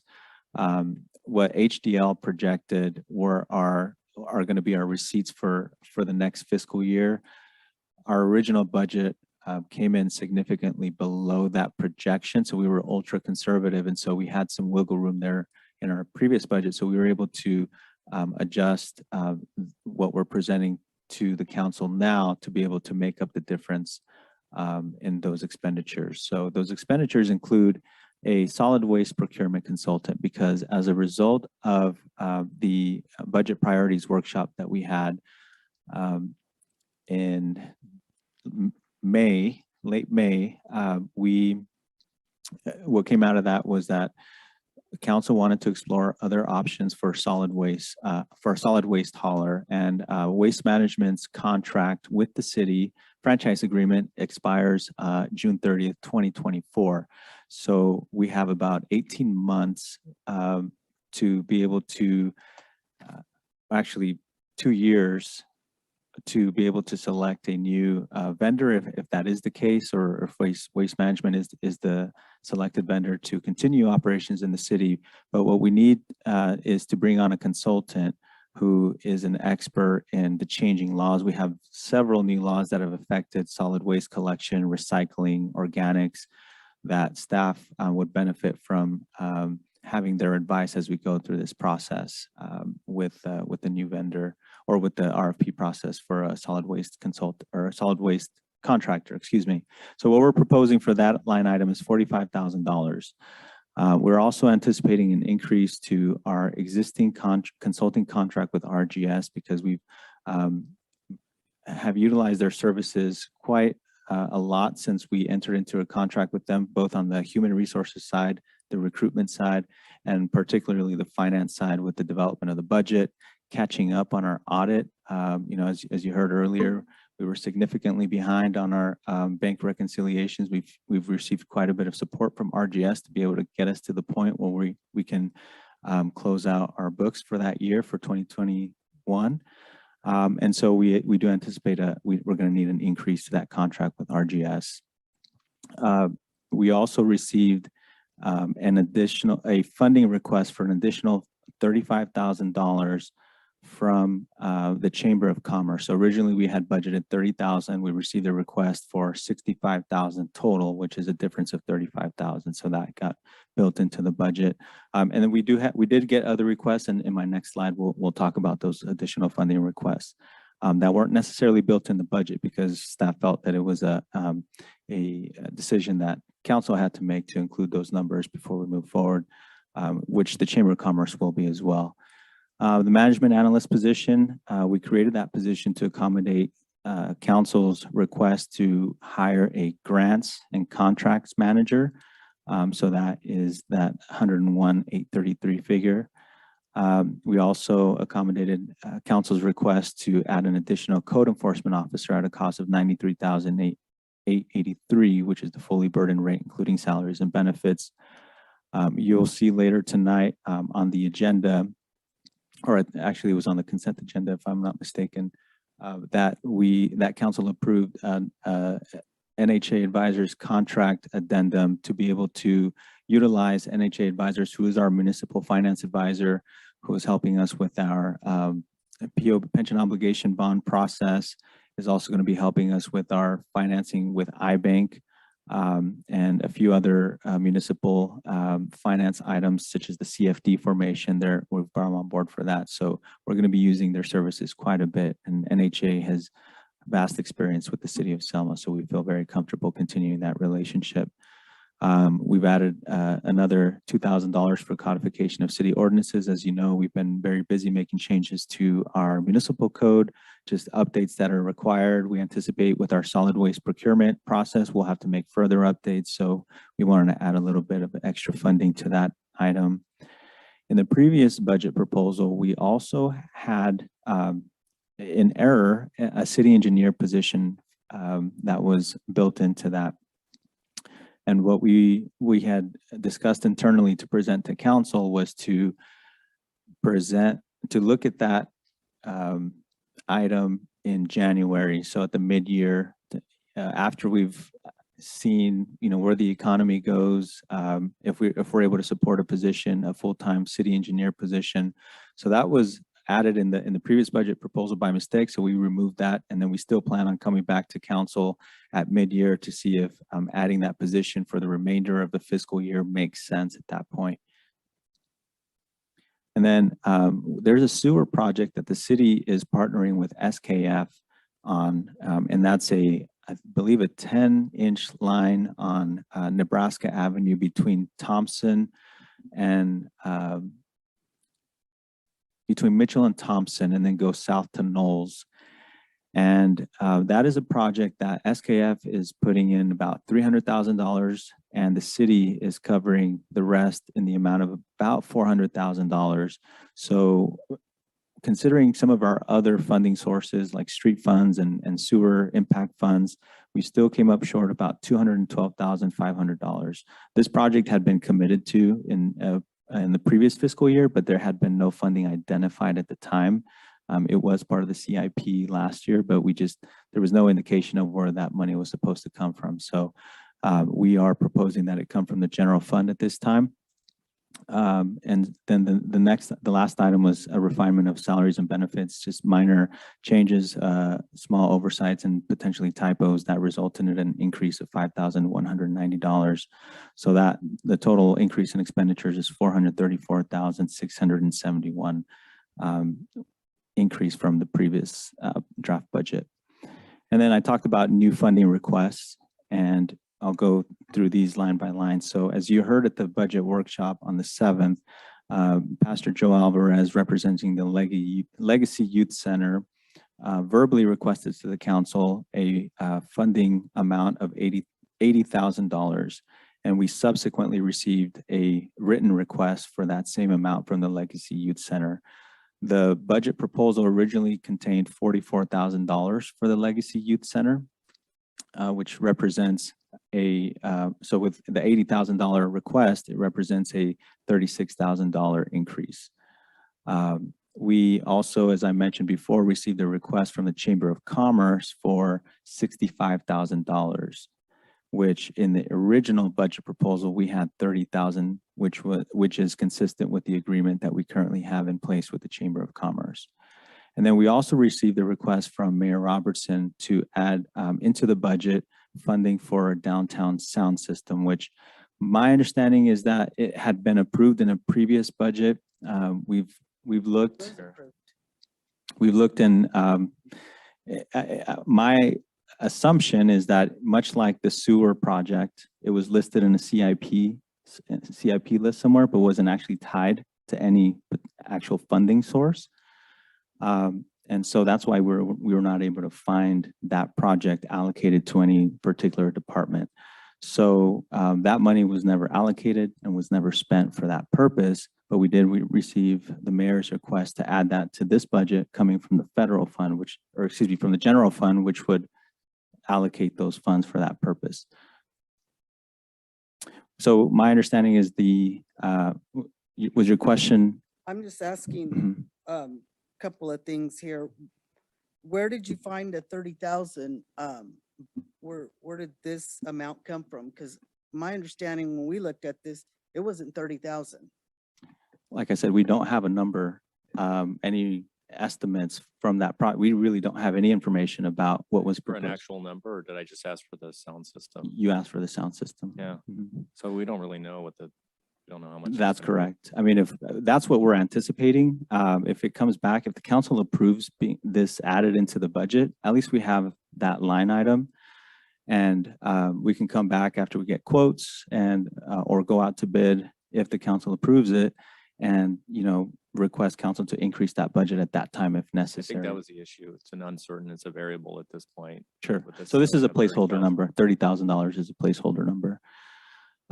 However, as the council is aware, we are going through the formation of a business improvement district in the downtown area. This particular project, a downtown sound system, is something that the business owners who are involved with the bid, with the business improvement district, would want to consider funding as part of the bid proceeds or prioritizing for a later time. So it's basically us letting, if we postpone this funding request, we would allow the members of the bid to determine whether this is something that they want to prioritize as an improvement downtown or whether they would want to focus on something else. We're forming the business improvement district, to really give downtown business owners and property owners the power to and the ability to direct the direction of downtown to increase economic vitality. And so by putting projects and allowing them to prioritize projects, I think it really would serve that district well to be able to have that control. So that is staff's recommendation. Obviously, the council can decide to add that in the budget and fund it from the general fund. So this is what we're presenting to council at this time for consideration. We'd be happy I to have answer. another question in regards to the Chamber of Commerce. Now they're coming for an additional, you said 35,000? That's correct. Okay, what's the reasoning behind that? I mean, what did they?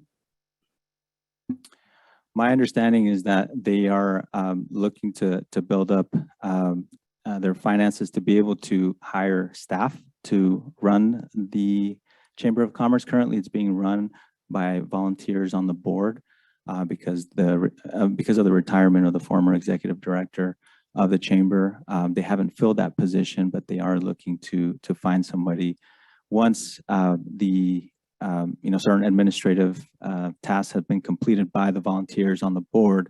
Then my understanding is that they would look to hire somebody to run that organization full time. Okay, the reason I asked that is because I know I brought this over to your attention, that the surrounding cities don't fund their Chamber of Commerce. And the City of Selma has continued to fund the Chamber of Commerce. And I'm just wondering, when are they going to be self-funded? Because that's what other cities do. They don't fund the chamber. And, 65,000, that's a lot of money. And there's a lot of people, that we could be using this money for. I mean, the chamber doesn't support the entire community. And that's the frustration with a lot of these business owners that don't want to contribute to the chamber. So what we're asking is, why aren't they self-funded, number one? And they're asking for more money. If they're going to hire someone, then why isn't the staff? I mean, if the city is saying, well, we use them to do some of our work, well, why don't we just put that on our staff, on our city staff to do the work? I'm not sure if I've ever said that we're using them to do our work. But to answer your question about why we're funding them, the city has an agreement with the Chamber of Commerce that was, I think, agreed to in the early 2000s, 2002, possibly, that establishes a funding amount of $30,000. So our recommendation was just to stay in alignment with that agreement that's current with them. Okay, then my next question is for the Legacy Youth Center. Okay, currently they were approved 80,000, is that correct? The current fiscal year, they were approved for 44,000. 44,000? That's correct. So they're asking for additional 36,000. 36,000. So just so I'm understanding, staff's recommending postponing the request on the downtown sound system, which has been attributed to the mayor, me, Scott Robertson. And staff is recommending that the chamber gets the 30,000 currently proposed, but I don't see that printed here. Is there a reason that? Yeah, it's that's not accurate. So we're not making a recommendation on the Legacy Youth Center, and we're not making a recommendation on the Chamber of Commerce. The $30,000 is what is agreed to already by the city and the chamber. We're presenting the request that came in for $65,000. The only reason, and you did make the request, Mayor, for the downtown sound system. The only reason that we've highlighted that one is because there is a potential other funding source for that particular project.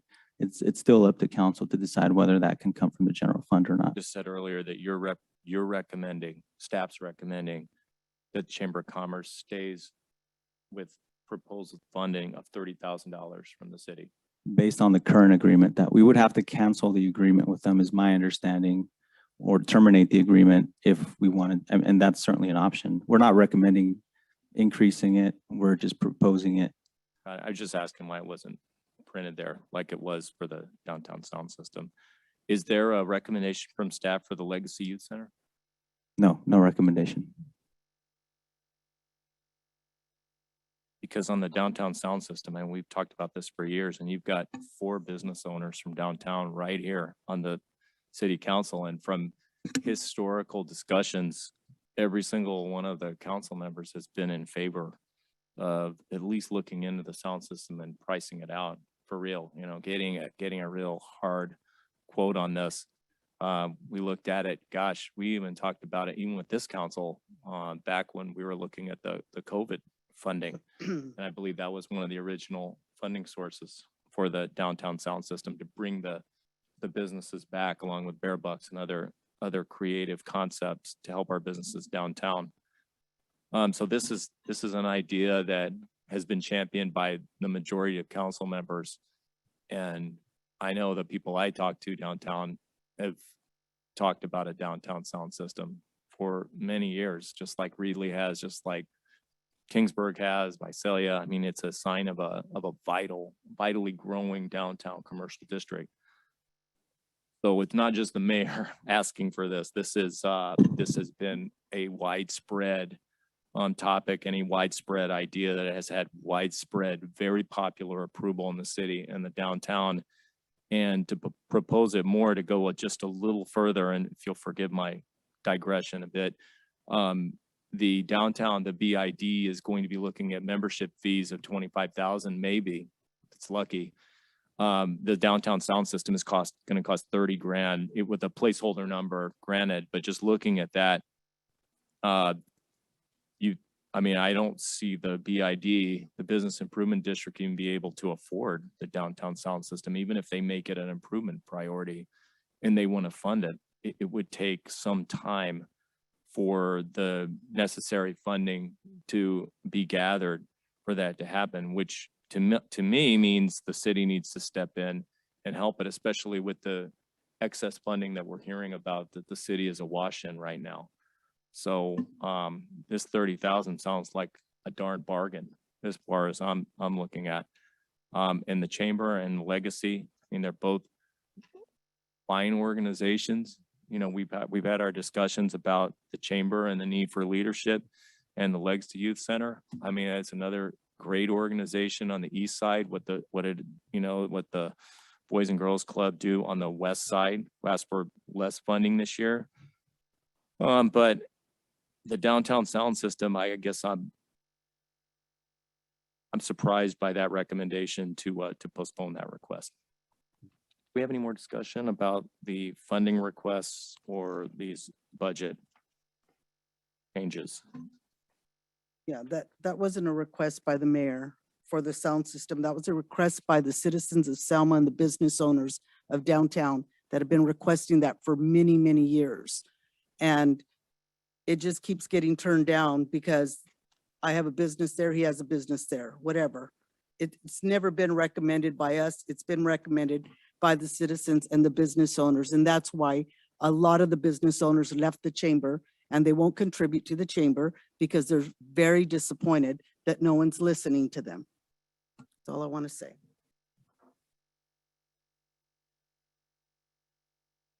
So these are proposals. We'll come back, what, in about the next meeting, and we'll have it. I understand, are we gonna? So what we're recommending is for the council to decide which of these funding requests to approve, and then to adopt the budget with these funding amounts incorporated.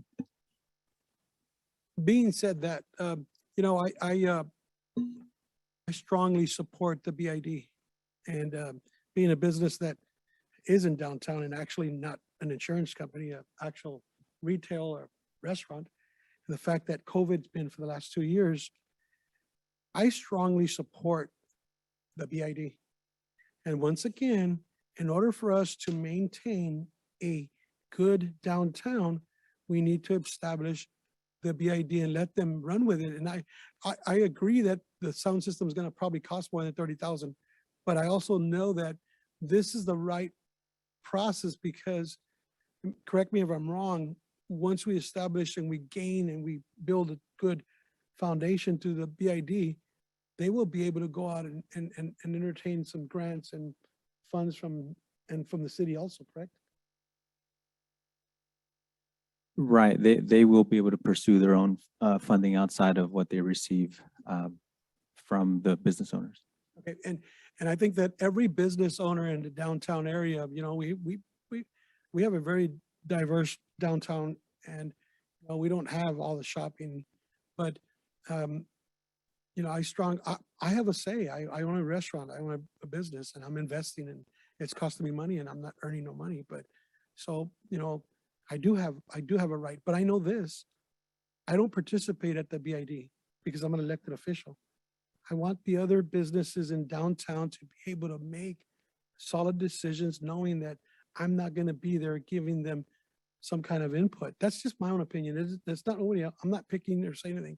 So when I say that I'm in agreement with staff saying, hey, send it to the BID, I'm not saying that I'm not funding it. I'm 100% for it, but I want to follow us.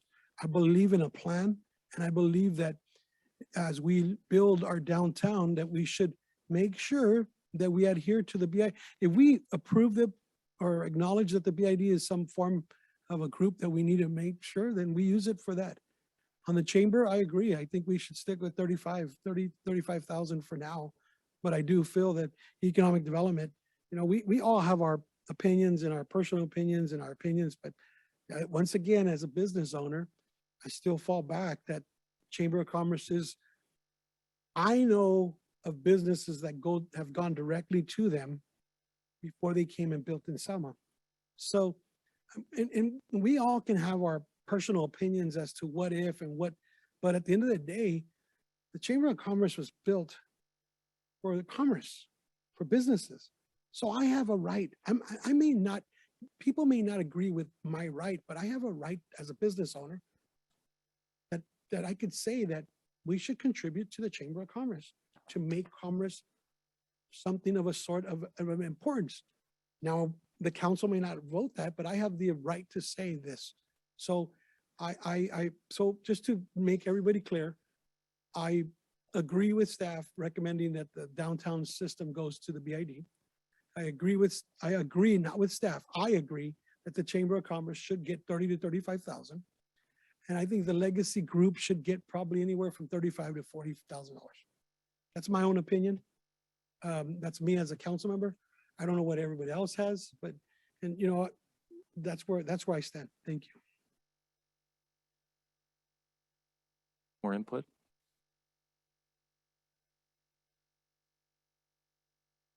Anybody from the public have any input at this time on the adoption of the 2022-2023 City of Selma fiscal year budget?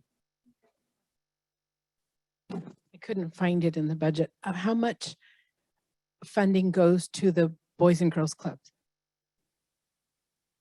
What was proposed this year, and I'm sorry, may I answer that? Please. What was proposed was 29,000 for this upcoming fiscal year. How much do they normally, how much have they? gotten in Last the year, I believe they received $38,000, if I'm not mistaken. 39,000. Thank you, Michael. Just, I was just gonna say, to make that comparable to what the legacy is requesting, to not fund more to one organization than the other, but because I know in the past that the Boys and Girls Club has gotten a lot of money from the city, and I did not know that that was going down in any way. But I know that the legacy is a new organization. They have a lot more startup costs to get established. So I would kind of like to see them be able to get on their feet and then hopefully do the same as the Boys and Girls Club and not require as much from the city in the future. But because these first 2 years, I think they're having to build things, they're having to get permits, they're having to do a lot of things that normally wouldn't be required of them and won't be required of them in the future. The Boys and Girls Club, they were asking for a lot of money, but they were in a city building. They didn't have any of those additional costs, but they were getting a lot of money. So like I said, I'd just like to see that the legacy be able to get on their feet a little bit more. And if it means help from the city, I would like to see that happen. And as far as the chamber, I always thought the chamber promoted growth in the city. And that's what we are all talking about. We want growth. We want to see positive growth in our community. And people do approach the Chamber of Commerce for information on the city. That's usually their first place that they go to because they don't know who else to contact. And usually the chamber has basic information or can tell them you need to go over here and this person will help you. So I don't know. I know that I've gone to the chamber a few times and they're closed because there's nobody there. It is right now being run strictly voluntarily. And if they could just fund one person to be able to answer the phones and open the door, I think that that would be money well spent to keep the growth going in our community that we'd like to see. To say something in regards to the Boys and Girls Club. 3 years ago, 3 years ago when I came to us, I was really stick on them in regards to why we were giving them money and asking them where they could go elsewhere. And I want to commend them because they have done that. They've gone for a higher amount to a lesser amount because they've gone. And that's probably one of the, I want to make sure we get this clear that this won't be the norm. Agencies and groups need to go out and find their money. Well, this is almost still called seed money, the way, my own opinion. But at the end of the day, they need to start self-funding. And the Boys and Girls Club in the last 3 years have done a really good job in that. And I've been one of the ones that have questioned it. And they've came and they've answered the call. So this is just to let you guys know that this is not going to be, we are not an open door, but at the same time, it is a group that needs, and it's a startup group. So that's my opinion, and that's what we need to do as a council member. So I commend the Boys and Girls Club for everything they've done. Okay. Public comment? 1057 Mill Street. I believe from the last meeting that I was here, the Legacy Youth Center, I'm all for, organizations to help kids. If I was correct, what I heard was the $80,000 was going to be for a fishing trip, deep sea fishing trip for the fathers and son to be able to bond.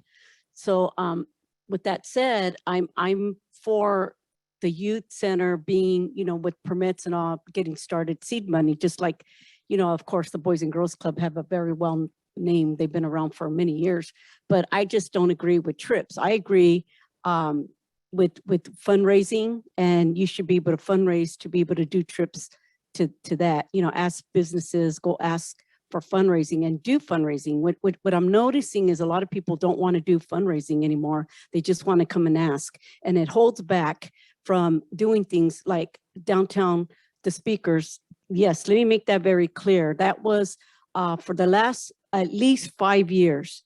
The citizens of Selma been requesting for downtown speakers so they can have an area where now we know the fight was the fight to have lights put down there. And we finally got that done.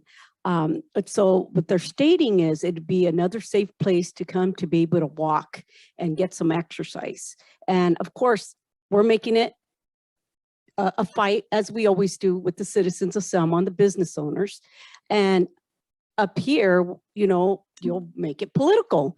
And the chamber, until we could get some new leadership and maybe new board members and not have the same people on all these other nonprofits and not filing their paperwork, which I will be getting all together and sending it out to the Secretary of State yet again and to other citizens when they come and ask us, who should we be donating to?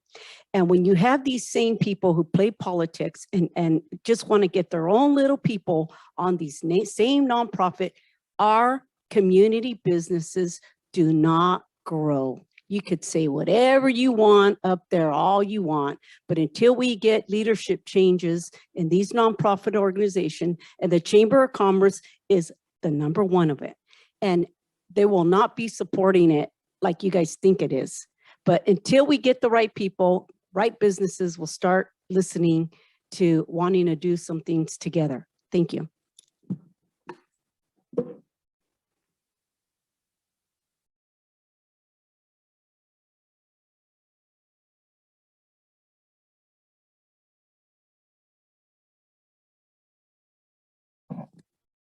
Shar Tucker, Selma Chamber of Commerce. Just to clarify, I'm a little confused about the music issue. I didn't know that that was ever an issue with the chamber. But the chamber has been ran by volunteers, mostly our treasurer and myself. We have been able to hold every event that we hold every year.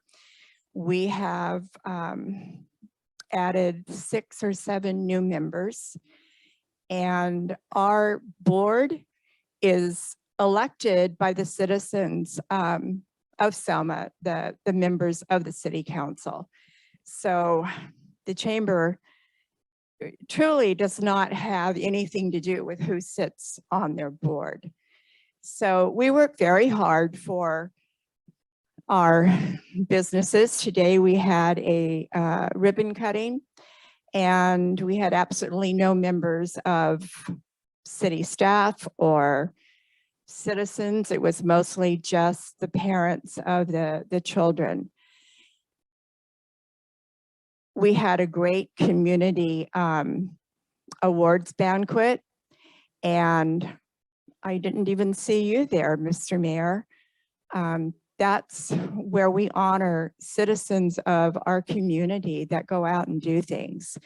You know, you talk about 501c3s, and you talk about them not being in good standing. Our business collaborative, which is our 501c3, is in good standing. However, in looking at the animal shelter, I see that they still haven't filed a tax return. So maybe we should be careful about who we're throwing stones at. You know, the chamber is here to help the city, and it would be nice if they were a little more appreciated. Thank you.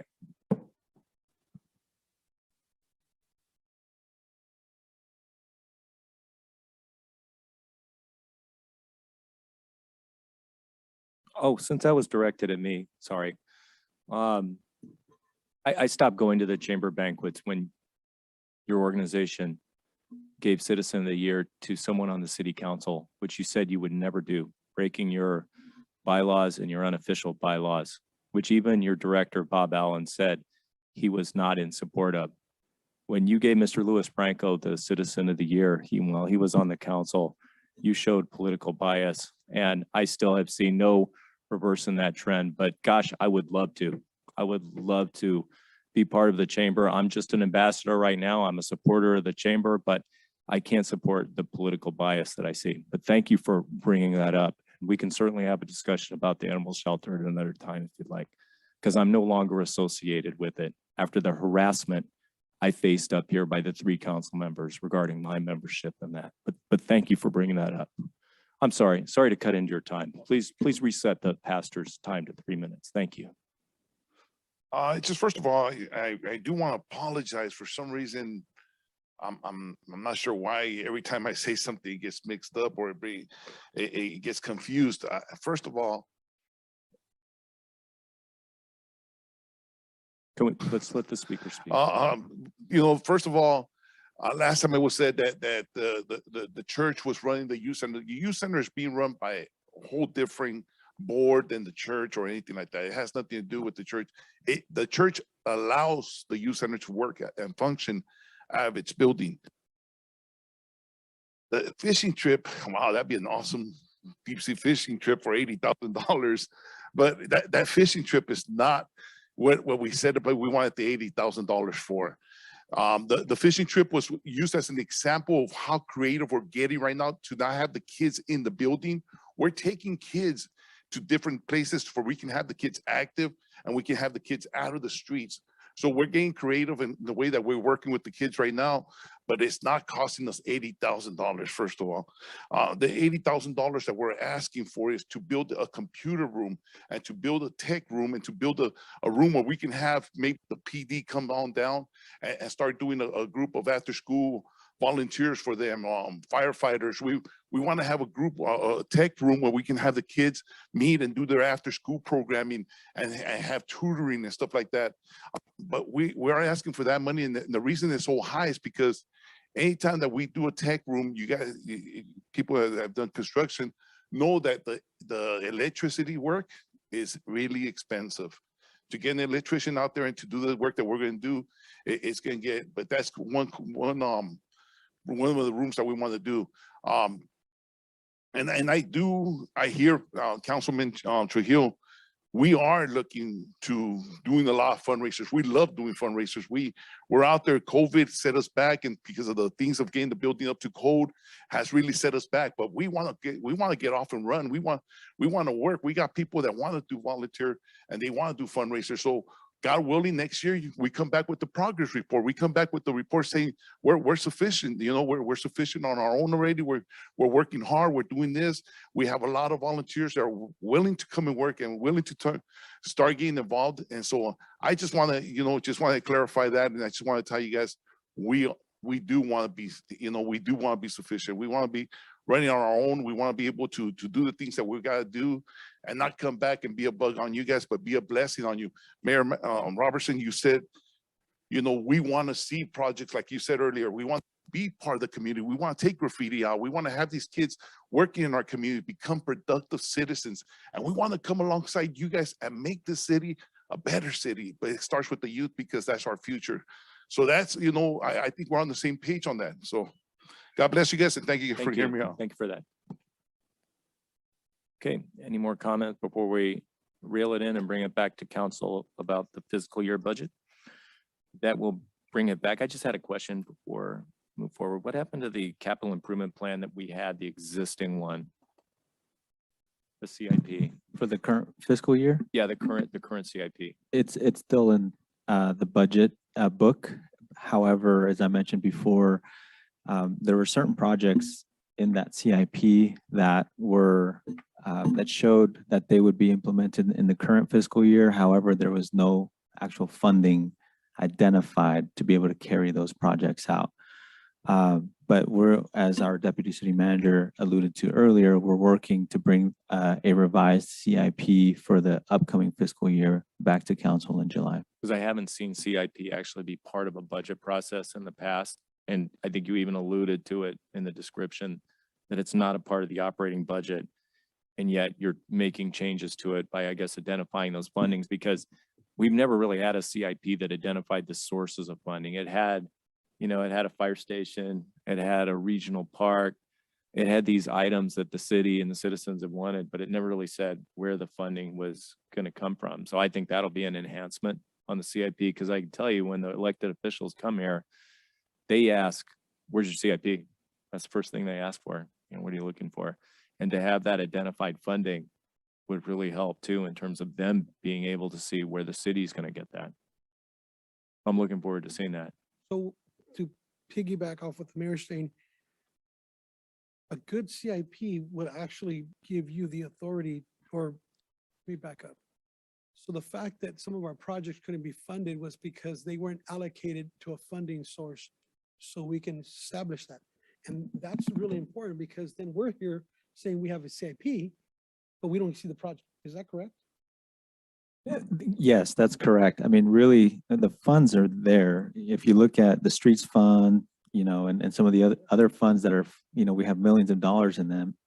There's just never been any correlation between that CIP and the money that's in these funds already. The CIP is more like what I've seen, a wish list, where you have these items and you want to get there, but in terms of getting to funding, that's something that is a process, and it goes to the council, and it gets worked, and you find the funding, and you find the grants, you find the revenue for it.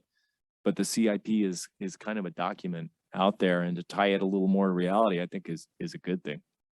You guys will have this CIP, establish it to what we're stating, and then you can, because you guys already designated to that allocation, you can go look for other sources along with ours that we have. I know, Fernando, I just have a quick question. That CIP was, I know that was done about a couple years ago, because didn't we allocate about 100,000 for a consultant to help with this?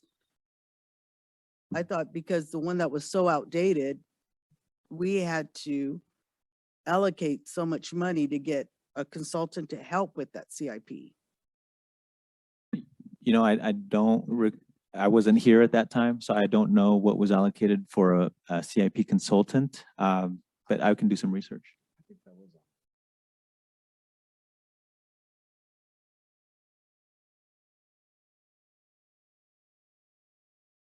We came up with a CIP, definitely, and it was a process to get to the CIP itself, and then I think we're taking it to the next step and looking for the funding at this point. But I know the city did talk about getting a consultant to identify exactly what you're saying, which is funding sources for the CIP. I have a question. So are we, you're requesting approval for the resolution adopting it the 2020 for the fiscal year, and then the master salary schedule effective January 1.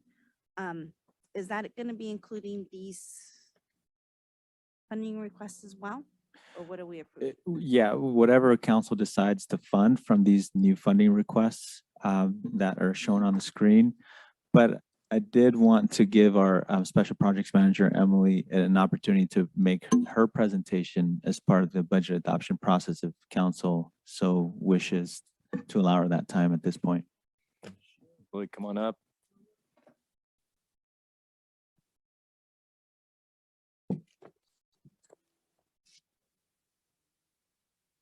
Evergreen.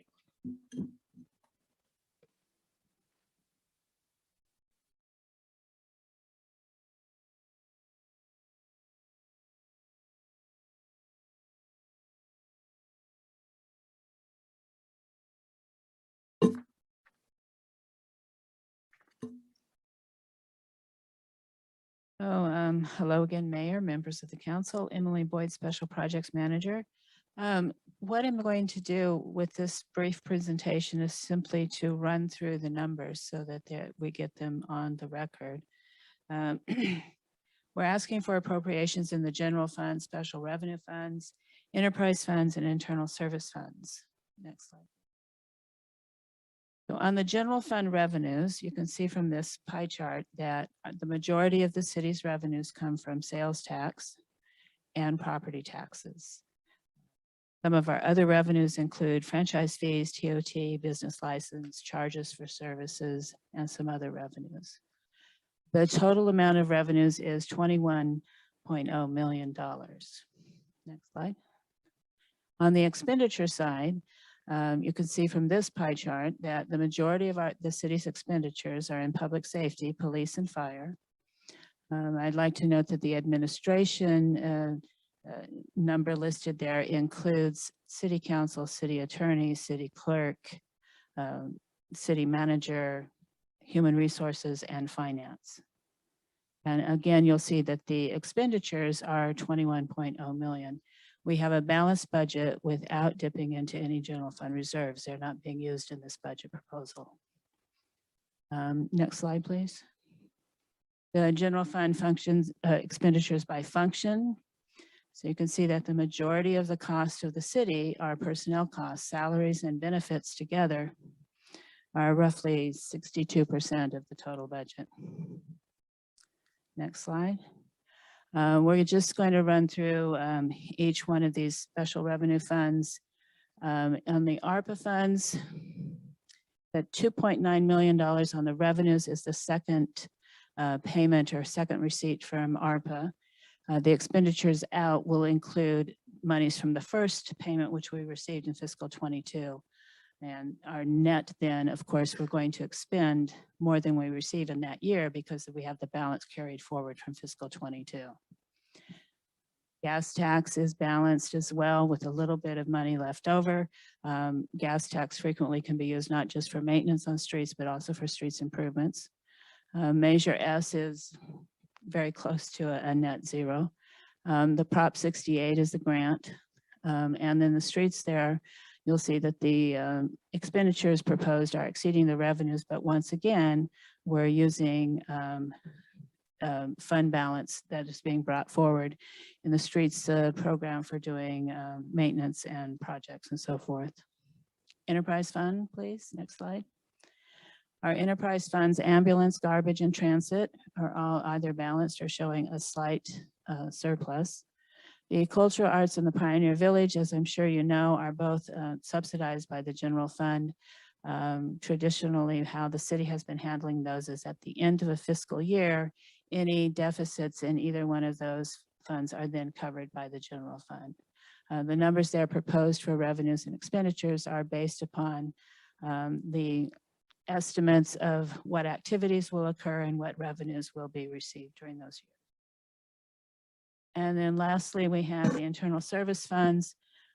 As you probably know, these funds are used to account for services that are used citywide rather than cost attributable to just one department or program. And we accumulate those costs in internal service funds and then allocate them out to the other funds or departments that are using those particular services. In this case, every one of these funds is balanced for a net zero. Do you have any questions for me? Council have any questions? I have a quick question, and I know I question this all the time in regards to the enterprise funds. In regards to our negative, you know, I would like to see profit, definitely, and we need to do something about our culture arts and our Pioneer Village in being profitable and not being in the negative. Has there been any recommendations made to our staff in how we can become profitable? Sure, I can answer that, Councilmember Guerra. Obviously, COVID has had a huge impact on the cultural arts and Pioneer Village operations. We fully expect that, you know, with the return of normal operations, we'll get a lot closer to balancing those funds.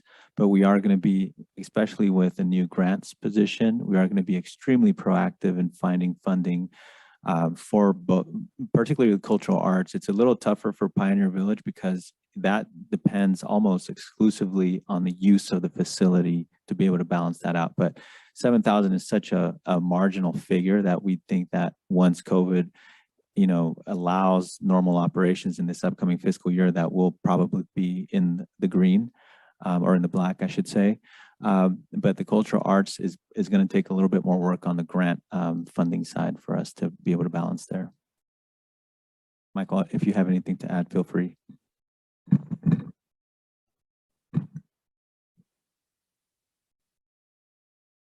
Clarify too, to make Pioneer Village is a good example too. This Pioneer Village Fund pays $15,000 for the facility to be mowed. That's been commissions as expressed. Is there a way that the general fund would just cover that? Because in the eyes of the city, Pioneer Village is not designated as a park, but is paying for park maintenance. And so it has internal fees. So they're trying to cover as much as they can to offset as best as you can the general fund. And so, as the city manager said, being closed just killed us. Now that the Danish are renting, we had 3 rentals last weekend, Friday, Saturday, Sunday. This weekend, Friday, Sunday. So it's picked up. We only have one open Saturday this now, August 20th, because it was just canceled. So the Arts Center will do better also. The 20,500 should be here. We're just, Arts Council from the California said it's coming, and we are applying for grants. Attendance is picking back up. There is some, I would say, some people out there who just aren't quite ready to go out in the theater because of COVID. So, but I've heard what you said, but understand that they do pay fees. Arts Council pays 50% of Nicolette's time. The general fund picks up 50%. So we work hard, they work hard. The volunteer hours out there is tremendous. So, but they understand what you're saying, Dave. They're concerned. Each commission on the Arts Council talks about what's the city council going to say. They hate that negative too. Oh, I bet. They do. So, I mean, I'm just saying, ways of helping them. Maybe, the city coming together and helping them in putting an event together to support and fund it, and then they make money, yeah. In the eyes of a recreation person, me personally, I look as an investment too. When you think of $7,000 as investment in Pioneer Village with all the sales tax from the people coming into town, people have a place for their quinceañeras, their weddings. Yeah, we hate to see a negative, but when we offer a T-ball program and things like that, you guys in the city budget offset some of our costs. Obviously, maybe $57,000 is a little bit too high, but I think if it wasn't for COVID, before COVID, we had a $5,000 negative in February, and we expect it to be above with all the plays coming in. So Hopefully next year that'll right itself and the. I think revenues as soon will- as it's going to right itself, it just will take a little bit of time because it's harder to make up the deficit than it was to get to the deficit, or it takes longer to make up the deficit.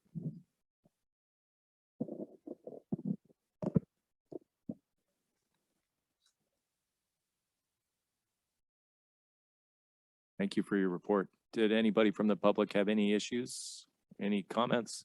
We'll bring that back to council.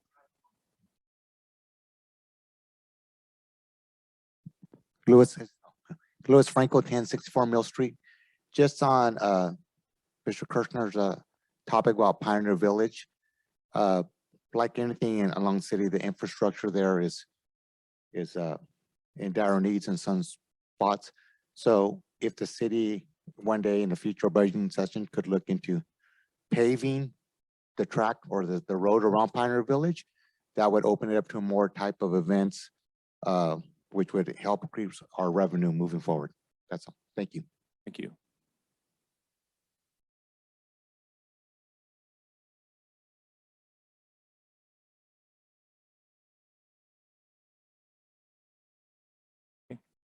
Anybody on the phone or on Zoom?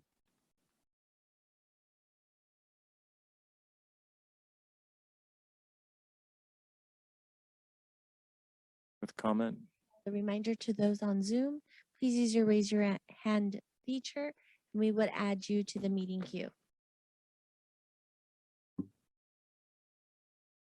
Mayor Robertson, at this time, I see no hands raised. Thank you. That will bring it back to council. Is there a motion to approve or not approve the 2022-2023 operating budget? Make a motion to approve it. Is there a second? I'll second it. Call the roll, please.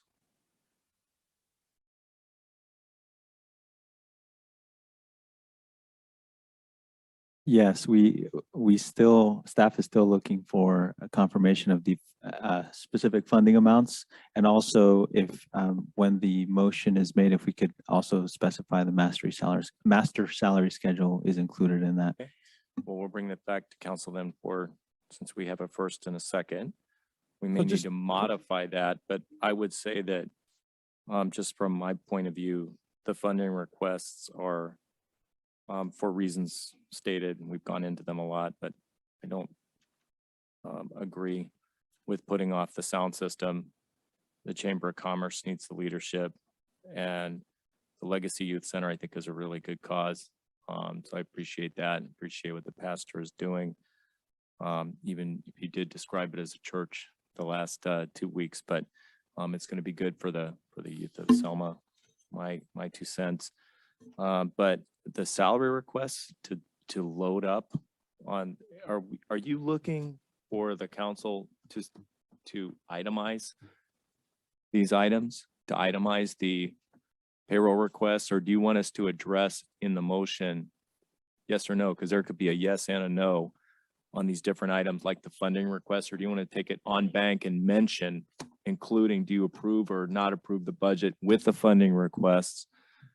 Right, with the salary Schedule. add-ons, the salary schedule. So the salary schedule was updated to reflect the increases that were proposed at the last workshop. So and the new positions. So that's the only thing that was in there. What staff is looking for at this time with the funding requests that are being shown on the screen is to go line by line with the Legacy Youth Center, Chamber of Commerce, and the downtown sound system, and let staff know whether we should include those in the budget and what the amount is that we should include in the budget for So each we'll of those. start with Legacy Youth Center. Council, is there a motion to approve the 80,000? I make a motion to approve 42,000. Okay, so it's a modified motion for 42,000. I'll second it. Hold on one second. So you had a motion pending to approve the budget. And then now we're changing the process. Do you want to hold off on your motion? Do you want to do your motion and then go back and do the line items and the salary schedule? Your motion was just specific to the budget. Budget, We can do yeah. that. Overall Budget, budget. and then we'll do these line items. So can the council approve the overall budget without approving the salary requests and the funding requests? Go back and do it Salary. individually. I want it to include the salary, and then we can go line by line for the Because the payroll request, it also included those additional positions that you presented several weeks ago, right? Correct. To correct previous meetings, not just the last meeting as well, right? I'm not sure which We one had you're a referring meeting to. in which you proposed several additional job titles Mhm. and jobs, That as was well as the grants person for the budget that we talked about in the last meeting, as well as an additional code enforcement officer. No, the previous positions that were requested were for the current fiscal year. So they've been added to the master salary schedule already in the current fiscal year. The changes that were made as a result of the previous budget workshop on June 7th were just the new grants position and the additional code enforcement officer. Okay. My motion is to approve the budget for and the revised master salary schedule with these new funding requests to be on a separate motion. That makes sense? My second stand. So just so I know what I'm voting on, we're voting on the budget overall, and we're voting on the master salary schedule that was talked about last meeting, but also includes the master salary schedule, the additional positions that council approved Correct. previously, Mhm. requested and approved, 3-2, right? Okay. All right, is there a second? I got a Wait. second. Got a second, so we just need to call the roll.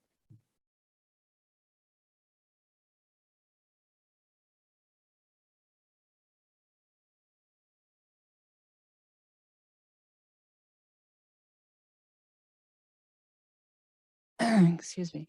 With the, my thought or my recommendation, and we can ask the city attorney, the proper way to do it would be to go ahead and adopt the budget and the master salary schedule.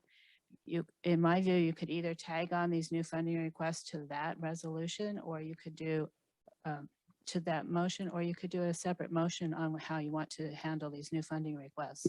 So I think that that's the way the motion's currently stated. She, the council member revised her motion to do exactly what you were stating as the first option. Good. I think we're clear then. Thank you. Call the roll, please. Councilmember Mendoza Navarro, Yes. Councilmember Trujillo, Yes. Councilmember Guerra, No. Mayor Pro Tem Cho, Yes. Mayor Robertson. No. Now can we take these Individual. funding requests individually? Is there a motion to approve Legacy Youth Center for $42,000? I'll make a motion. I second it. Call the roll, please. Did you have a discussion? We got a I second. actually had a question because the current proposal was 44,000. And so if are we dropping it to 42,000? I'm dropping it with stipulations that, like I stated before, like I stated with other groups that, we're here to help, but at the same time ask that they start looking for revenues elsewhere. Call the roll, For that please. clarification. Councilmember Trujillo, Yes. Councilmember Guerra, Yes. Councilmember Mendoza Navarro, Yes. Mayor Pro Tem Cho, Yes. Mayor Robertson. Yes. Chamber of Commerce, is there a motion to approve funding for a particular amount? I'll make a motion. Motion to approve 35,000. I'll second it. Call the roll, please. Councilmember Guerra, Yes. Councilmember Trujillo, Yes. Councilmember Mendoza Navarro, Yes. Mayor Pro Tem Cho, Yes. Mayor Robertson. Yes. Third item, downtown sound system. Is there a motion to approve the somewhat accurate number of 30,000 for right now? I'll make a motion. I'll second that motion. Call the roll, please. Councilmember Guerra, Yes. Mayor Robertson, Yes. Councilmember Mendoza Navarro, No. Councilmember Trujillo, No. Mayor Pro Tem Cho. I'm going to go yes. Okay, so from that, we'll move on to item 6, 7.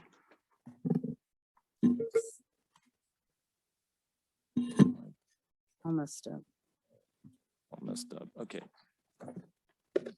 Forgive me while I go back to the page here, and we will now move on to consideration of an extension of stay of enforcement regarding the removal of an illegal on-premise advertising display at 1630 Second Street. Deputy City Manager Terry. Thank you, Mayor. Rob Terry, Deputy City Manager. This is an item that has been before council multiple times here today and coming back before you again tonight.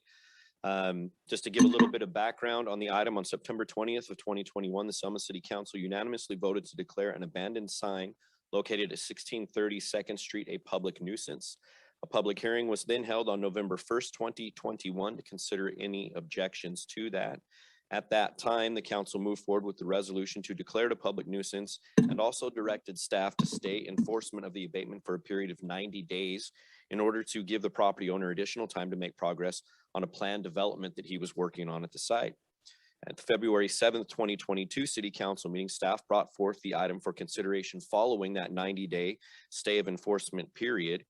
And reported that no site plan had been submitted to council, or complete site plan, to clarify that, had been submitted to staff up to that day. However, council elected at that time to extend it for an additional 60 days to allow the applicant more time to finalize the site plan and to hand in something that was considered to be full. On April 4th, 2022, at a public hearing held by the City Council, there was an additional motion made that pushed that date out to June 6th of 2022. However, the June 6th meeting was canceled, and that required the follow-up item to take place tonight at the next meeting that was available June 20th of 2022. When I want to point out, when the staff report was made public, staff had still not received a complete application. However, very late today, we did finally receive what we would consider to be a complete enough site plan that we do believe that we could actually send out to get review from the various agencies and departments now to start formulating conditions of approval. While there still are some items that are needed on that site plan, we do believe that it is enough to at least really begin conversations in earnest about moving forward. So wanted to point to that. The recommendation that staff was previously making was to move forward with the removal of the sign at this time. That in all honesty is still a recommendation that staff feels is appropriate to stay with at this time. However, it is completely up to council whether or not you would still feel it appropriate to extend the time out any longer or to move forward with the abatement. But with the amount of time that has passed, staff's recommendation to move forward with the abatement we felt was still appropriate at this time. Conclude staff's presentation. I'm happy to answer any questions that you have. Thank you. Thanks for that. Thank you for that report. Does council have any questions for Deputy City Manager Terry? So in the 11th hour, he submitted an the site plan. Is that what? That is correct. Late today, we received the site plan and some supporting documentation. There are still a significant amount of items that would go along with project approval, such as your California Environmental Quality Act or CEQA determinations, traffic impact analysis, a lot of other things that would come along. But finally, at least a near complete site plan was submitted. What is the time frame? And I'm just asking, just 11th hour, but what is the time frame for all of that to be completed? Is it on our end or would it be on his end? It's not. That It's is on all. That would all be fully on the applicant to provide the additional items that would be required, such as CEQA and the traffic analysis. So I can't answer that question to say what the time frame would be, which is the exact reason why staff's recommendation is remaining to move forward with the abatement.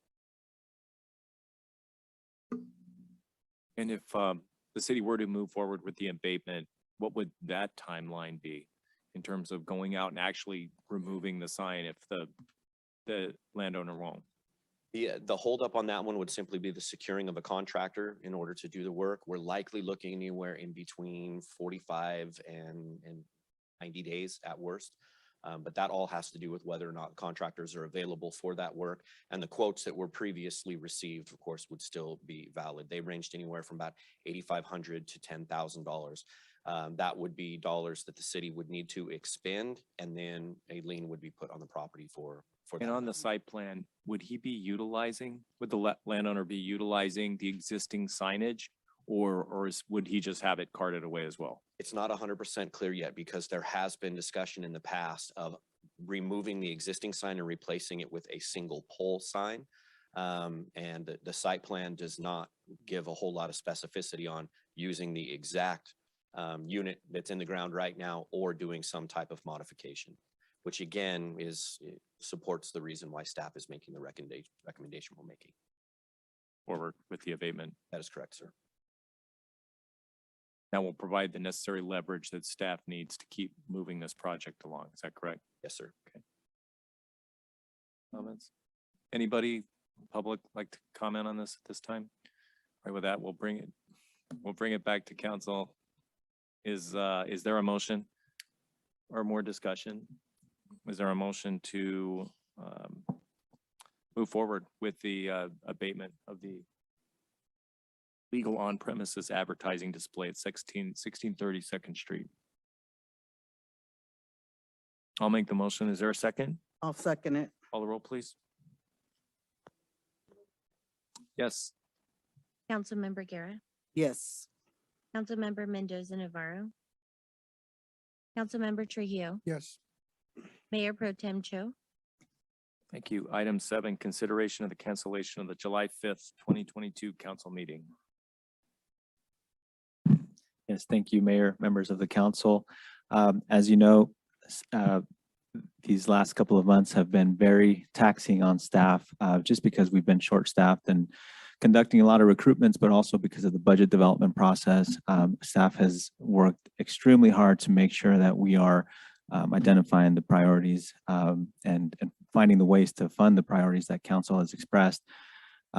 Given that it's summer, and a few staff have scheduled vacations and time off, we are proposing that the council approve the cancellation of the July 5th meeting, especially in consideration of that is directly following the July 4th holiday, where several department heads have scheduled time off. And so the week leading up to that meeting is when staff reports would normally be submitted and reviewed. And since we're going to have several staff out, it's going to be pretty difficult to do that. So Staff at this time is recommending that the council consider canceling that July 5th meeting and resuming our normal council calendar on July 18th. Thank you for that report. Does anyone have any questions on council? I just have a quick question, Fernando, for our July 18th meeting, are we going to be overloaded that meeting?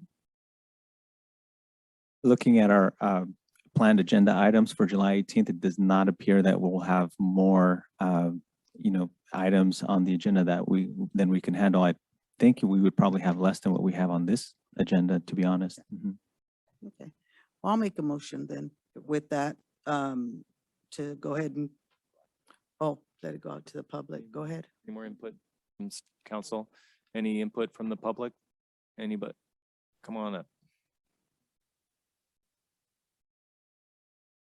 1701 Dinuba, Jim Avalos. Great idea. We should, these people that work for the city, our staff work for the city here. They work very diligent and very hard to achieve what we have to do to make it work.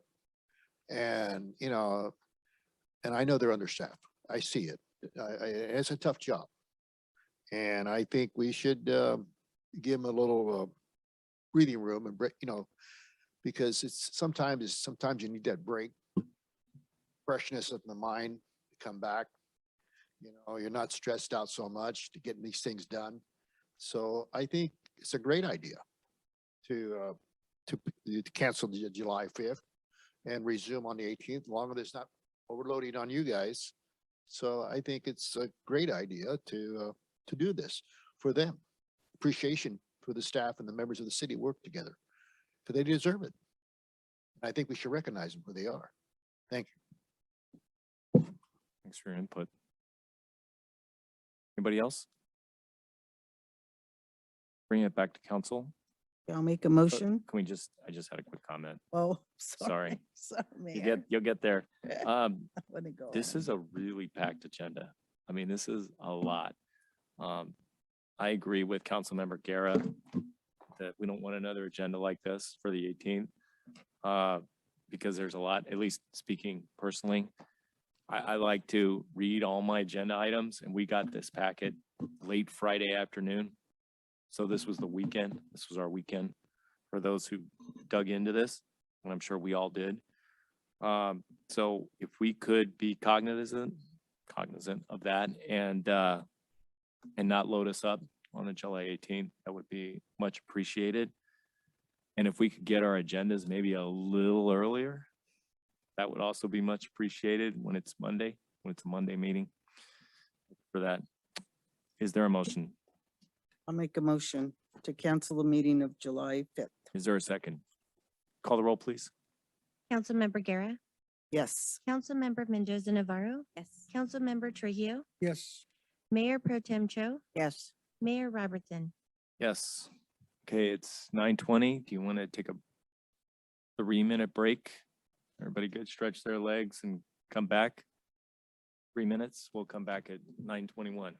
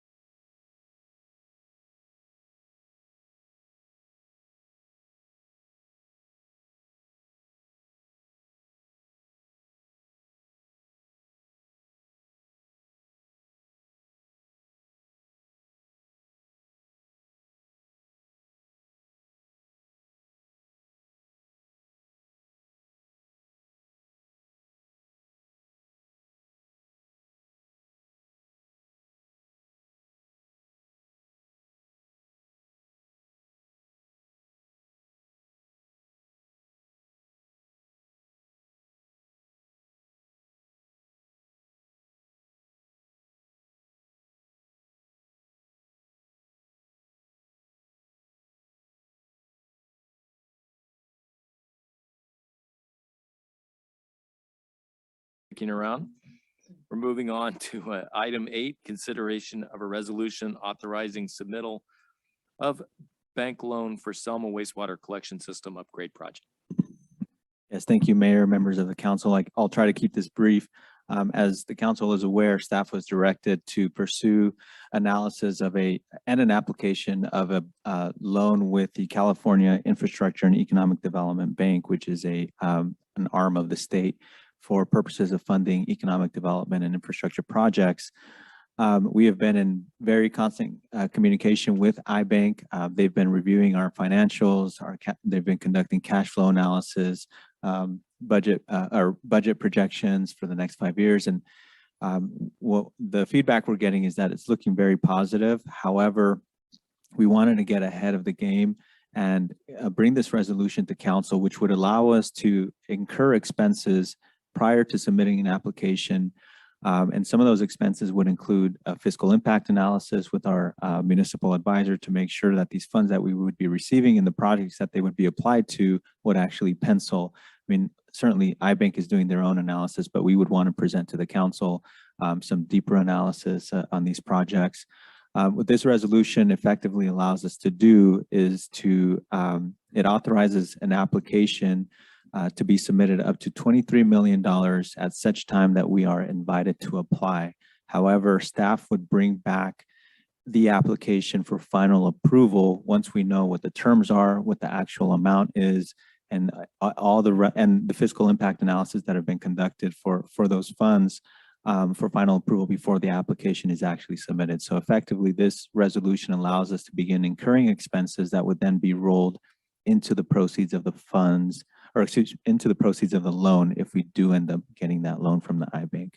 And just for background on the public who's not familiar with the purpose of what the funding would be, we've identified projects on the wastewater collection side, our sewer infrastructure upgrade projects that would support really all areas of town on the north side, east side, south side, and west side of Selma to facilitate growth, both residential and commercial growth.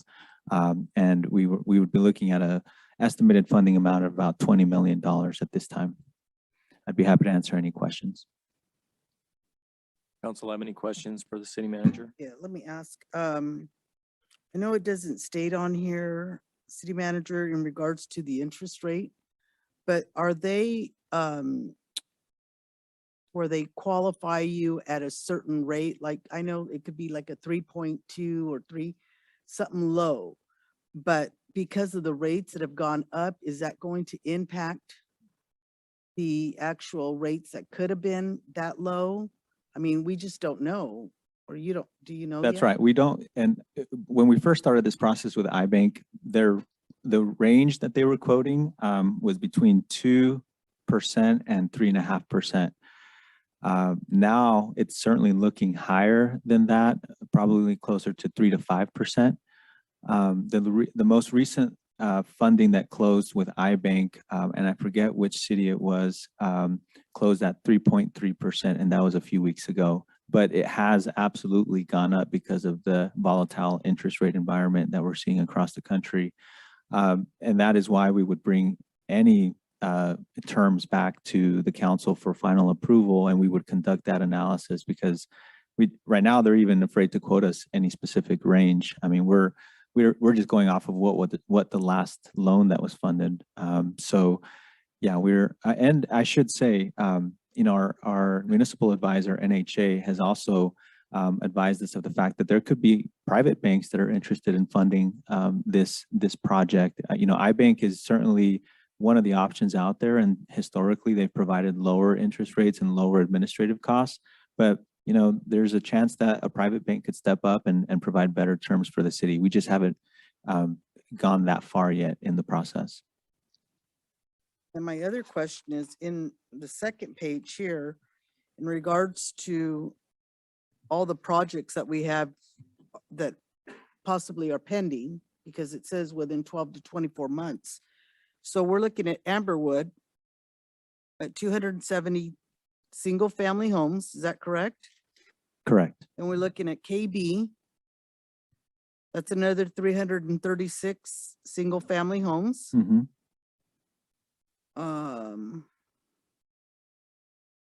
I'm not sure if that's all included. They're stating something about a 3-acre park. That's part of the subdivision map. Subdivision, okay. And then just down a ways, we're looking at Yana's subdivision is another 175 single-family homes. Correct. And then the Southwest Nebraska Highland Avenue mixed-use project of 220 single-family homes, 100 multifamily units, which could be apartments, correct? That's correct. And then Northeast Nebraska Highland multifamily commercial project, 165 multifamily units, which is apartments.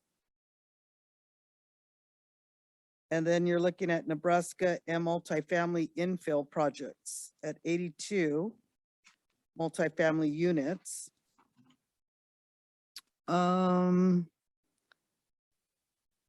In Selma Crossing currently planned regional commercial use. The property owner hopes to develop 60 acres of warehousing, distribution, potentially food manufacturing, industrial use. And then after that, Selma Grove, nearly 53 acres. And then another 39 acres mixed use, 792 mixed or family, multifamily units. So again, another apartments, correct? Correct.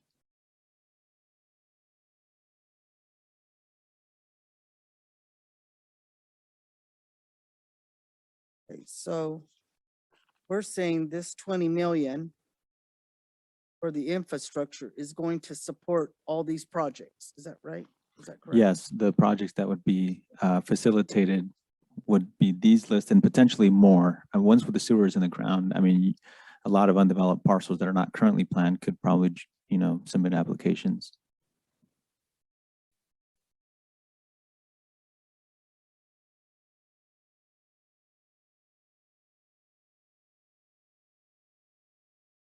I'm good.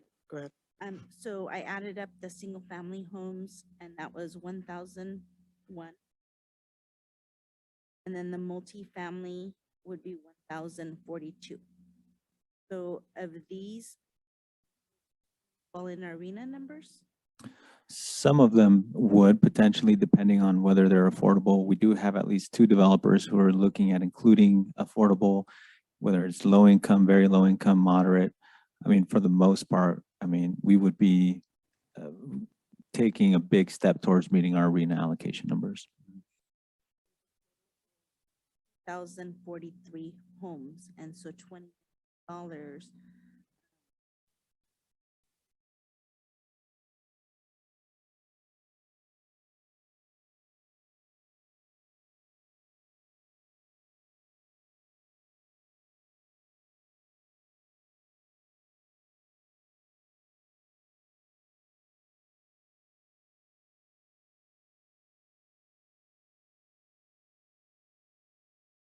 Is that about like?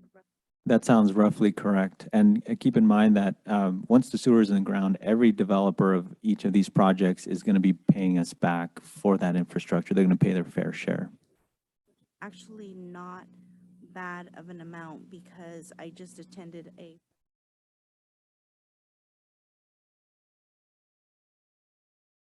kind of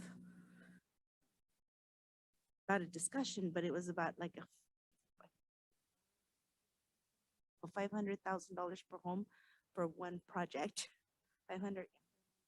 So actually, this is going to be as far as the median income families, I think I've said before. Right now, the Fresno County we're looking at, I think it was 72,600 is the median income. So, like, for someone that's making minimum wage and working 40 hours a week, which average, not a lot of, that's the income is a lot lower than that, probably like 35, 36. So that's going to be really good growth for a lot of families. So along that, the fact that we're investing in our infrastructure, we need to remember, Mr. Mayor, a couple of years ago, you were called by the mayor, by the governor, or called together in regards to our housing element was off, and we were given strict orders to start building. And I think this would add to some of our problems we have, and this is gonna uncuff the ability to start building and make sure that we take care of our housing needs, you know? And we weren't able to do that, and this is gonna trigger us making sure that we're taking care of some requirements that the government's, you know, has handed that down to us. So this is a good project all in all, but at the same time, it's going to give the ability to all the investors and people, the stakeholders, the ability to start running with it. So this is a great project. This is great. And all in all, thank you. I appreciate that reference. It was a couple of years ago when the governor requested the mayors of 42 cities whose housing elements were not approved. And the city of Selma had not been approved for the 2006 housing element for the regional housing needs allocation numbers. And those numbers are, I think I mentioned it earlier from a COG meeting too, when I was successful with the rest of the COG getting those numbers down for RENA, but because they were really high in terms of us having our fair share. We had more than our fair share, and Fresno County didn't.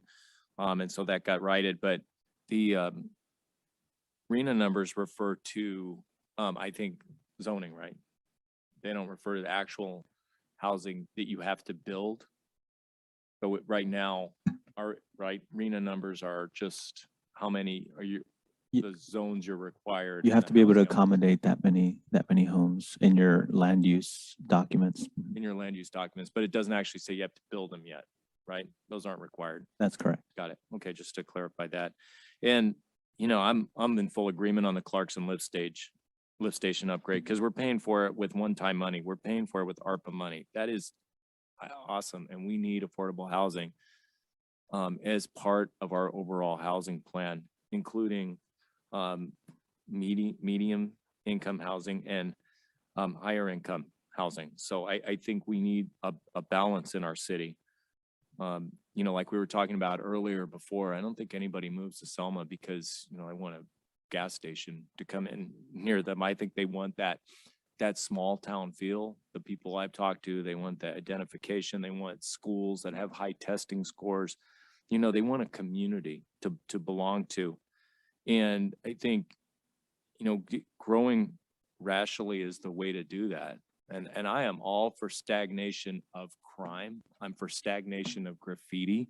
I'm for stagnation of things that make people unhappy and want to move away from Selma. So I just don't want us to get in a position where the city is borrowing a whole bunch of money and having to make these strokes on 23 million bucks. I mean, again, you know, that we are being cautioned by the financial people that a recession is coming. So to go to the iBank and get this loan at 3.5%, which is best case scenario, and could even be higher with what we saw the Fed do last week, you know, that's going to put a burden on the operating costs of the city. And I remember we looked at the pension obligation bond. I know it's late, but we looked at the pension obligation bond to generate that difference between these ultra low interest rates and what we were contributing to CalPERS, and to have about $500,000 a year to contribute to the fire station. You know, so I want us to get back to these projects too that were part of our capital improvement plan. And I don't want the city to not see the forest for the trees, and just go after all of this sewer money, because we seem to have a myopic focus on sewer upgrade at this time. And I think we need to have a balanced picture of our city and our city's needs. And again, I'm all for more housing, I'm all for more development. Look at our sales tax numbers. They're through the roof, man. I mean, commercial is driving our growth in Selma. They're double the property tax numbers, and the property tax, in order to approve that land and get that property tax up, it takes a while, as you've seen. So I think we just need to be cautious in the way we look at the iBank. And I like when the city manager first started talking about the iBank, we were looking at the iBank to finance both the upgrade of the Selma wastewater collection as well as the regional park. Let's not forget about a regional park, because I think that is a viable project, and I don't want us to forget about that. I think we need to keep that in mind as well. So I have some serious concerns about going to the iBank for something of this scale. However, I think in principle, paying for sewer upgrade is really important. I'm just cautious about borrowing a bunch of money, especially when you can get the money, you can upgrade the sewer, and if the developers decide the economy's not there and they're not gonna sell their homes, they're not gonna build. Unless, of course, they'll sign off and sign a contract that says, I'll build if you'll put this in. So is that going to be in writing, city manager? The plan is to have development agreements with these developers that are benefiting from the upgrades that we're doing. Right, because that truly makes sense. I mean, you're going to invest 23 million. And then what if we do have, I mean, like say, forget it. I mean, we have a recession and we can't build homes. Sure. And one of the other options that we're exploring with iBank is structuring the loan so that we get it in installments, so that interest doesn't begin accruing until we know for a fact that these developers are going to build. I mean, there's different ways that we can look at this funding That is a better opportunity. way of doing it, having a line of credit to use when the city actually has a developer who's gonna put in the homes and get a contract. And even then, you're not guaranteed, because all they have to do is go BK, but I mean, contract's better than nothing. It's better to have it in writing. I'm speaking from experience. Selma got burned a few times in the past by developers who just didn't have the cash, the wherewithal to continue with their projects. So I think we have to really protect taxpayer money, especially when we're borrowing to make more money in the future, which is a good thing and necessary, but I think this is taxpayer money and we have to be really careful in terms of paying interest on this money and having it locked down.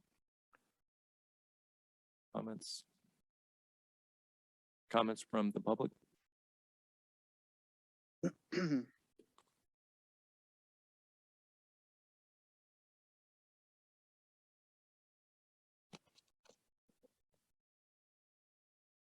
Yamal 1701 Danuba. In the past, you're right. The past city council, I'll give you an example. Upright, we had an issue with Upright a long time ago. All the stakeholders, City of Selma was one of them. And Lord behold, Upright filed bankruptcy. Selma was holding the bag with another city. And that's why I caution you guys. This is something that, has happened in the past, and I don't want it. And this recession it's coming, guys. It's going to be for real. This is no escape. That's why the government's trying to raise the rates up to try to slow down the recession. That's a given, guys. That's kind of the single to all cities right now. And right now, I'd be looking for you guys, any grants available out there, any contacts with government officials, whatever, higher up, whoever knows who, try to get them, because to help the cities.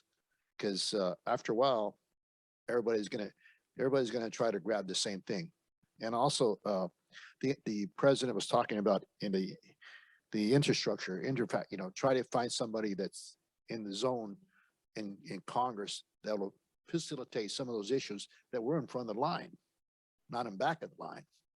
So, I mean, those contacts, this is where city managers are going to have to, how would I say it, become the superheroes. This is where you got to step to the plate, guy.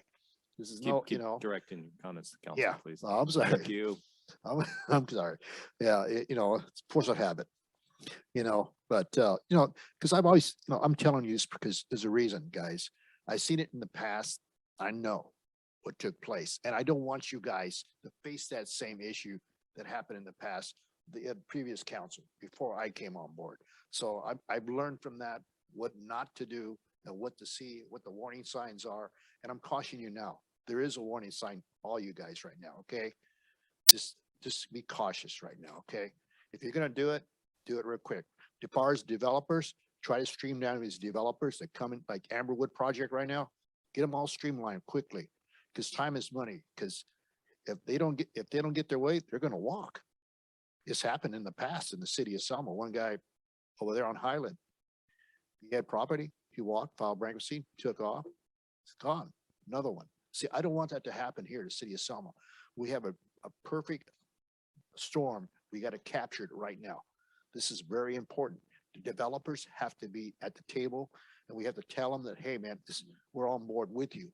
And we have to streamline these operations quickly. We got to find a way, meet halfway, but don't give the barn away, but where both sides win. All I got to say, thank you. Comments at this time?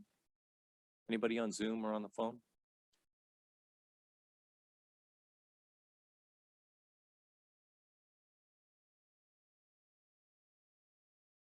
Reminder to the caller on Zoom, if you wish to be added to the meeting queue, please use your raise your hand feature.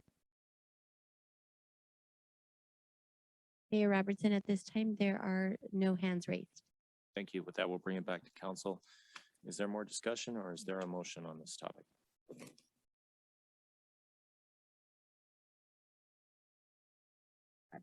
Resolution. Is there a second? I'll second it. Call the roll, please. Councilmember Mendoza Navarro, Mayor Pro Tem Cho, Yes. Councilmember Guerra, If it's structured properly, which I'm confident that that's the way we're going to do it, to look over the city properly, then I would say yes. Councilmember Trujillo, Yes. Mayor Robertson. No. That will move on to item 9, consideration of a council representative designation to the State Senate Committee hearing regarding Assembly Bill 2780 on June 22nd, 2022. Yes, thank you, Mayor, members of the council. We received word last week that, I think maybe the week before, that the Senate Government Finance Committee has scheduled a hearing for AB 2780, which is authored by Assemblyman Arambula, that would allow, if passed and signed by the governor, allow the city of Selma to be able to form an EIFD if certain conditions are met. The staff is now asking for council's consideration to appoint somebody from among the council to go to attend the Senate committee hearing, which is chaired by Senator Ana Caballero, who was recently elected to represent Selma in the next year of the federal government's fiscal year. So we are looking now to basically present testimony to that committee. I do plan on being there in person and would ask the council to designate somebody from among the council to also be there on behalf of the city council of the city of Selma. Thank you. Just to clarify, when is the hearing and how much time will this entail? Good question. So it would be on Wednesday. Normally the hearings are start in the morning, but there is no, so like when we went for the assembly hearing, the hearing started at 9 o'clock. Depending on the order that the committee decides to have to hear these items, I mean, it could go all the way to lunchtime or past lunchtime. It just depends. And so I would plan on being there the entire day. Being there at 9, and like jury duty, kind of waiting around until you get called. Yes, we were fortunate last time that we were the second item heard by the committee, but there's no guarantee that that would happen this time around. Do I have to come back later for that, or is it a one-off situation where you testify and then it's done? It would be a one-off situation. Mm-hmm. So hopefully that day you come back with the completion letter like you state. Yeah, I mean, the challenge is not necessarily on the Senate. We feel pretty good about having the votes to get out of committee and pass the vote on the Senate floor. We also now have to, speak to the governor's office and make sure that the governor doesn't have any issues signing it into law. And so we're having those discussions now with the governor's office. So, city manager, is it just specifically Selma that day that's going through this issue? Or I thought there was a couple other cities that were going through the same issue. Yeah, great question. So there are other cities. I think there's about 9 that are in our position right now. When Assemblyman Arambula first started drafting this bill, it included all of the cities that did not have a finding of completion at this time. However, the strategy changed when it was apparent that the Assembly and the Senate, for that matter, but would not support a bill that addresses every single city in this situation. So Assemblyman Arambula made the change to affect only Selma with this bill. Okay. So can I make a motion to recommend somebody or recommend? Correct, yeah. We would be looking for council to make a motion to select somebody. Council have any more further discussion on this?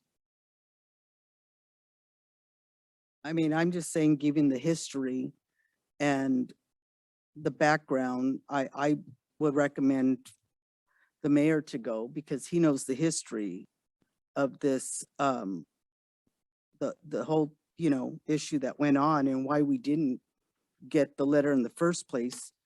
And I think that, he would represent us really well, and his, knowledge, professionalism, and he has a good rapport with Arambula, Caballero, and pretty much the rest of our Congress people there. So Appreciate that. And, as the mayor, I'm the spokesperson for the council. So if council so designates, but I will of course defer to whatever the majority says in terms of designating a representative for this hearing.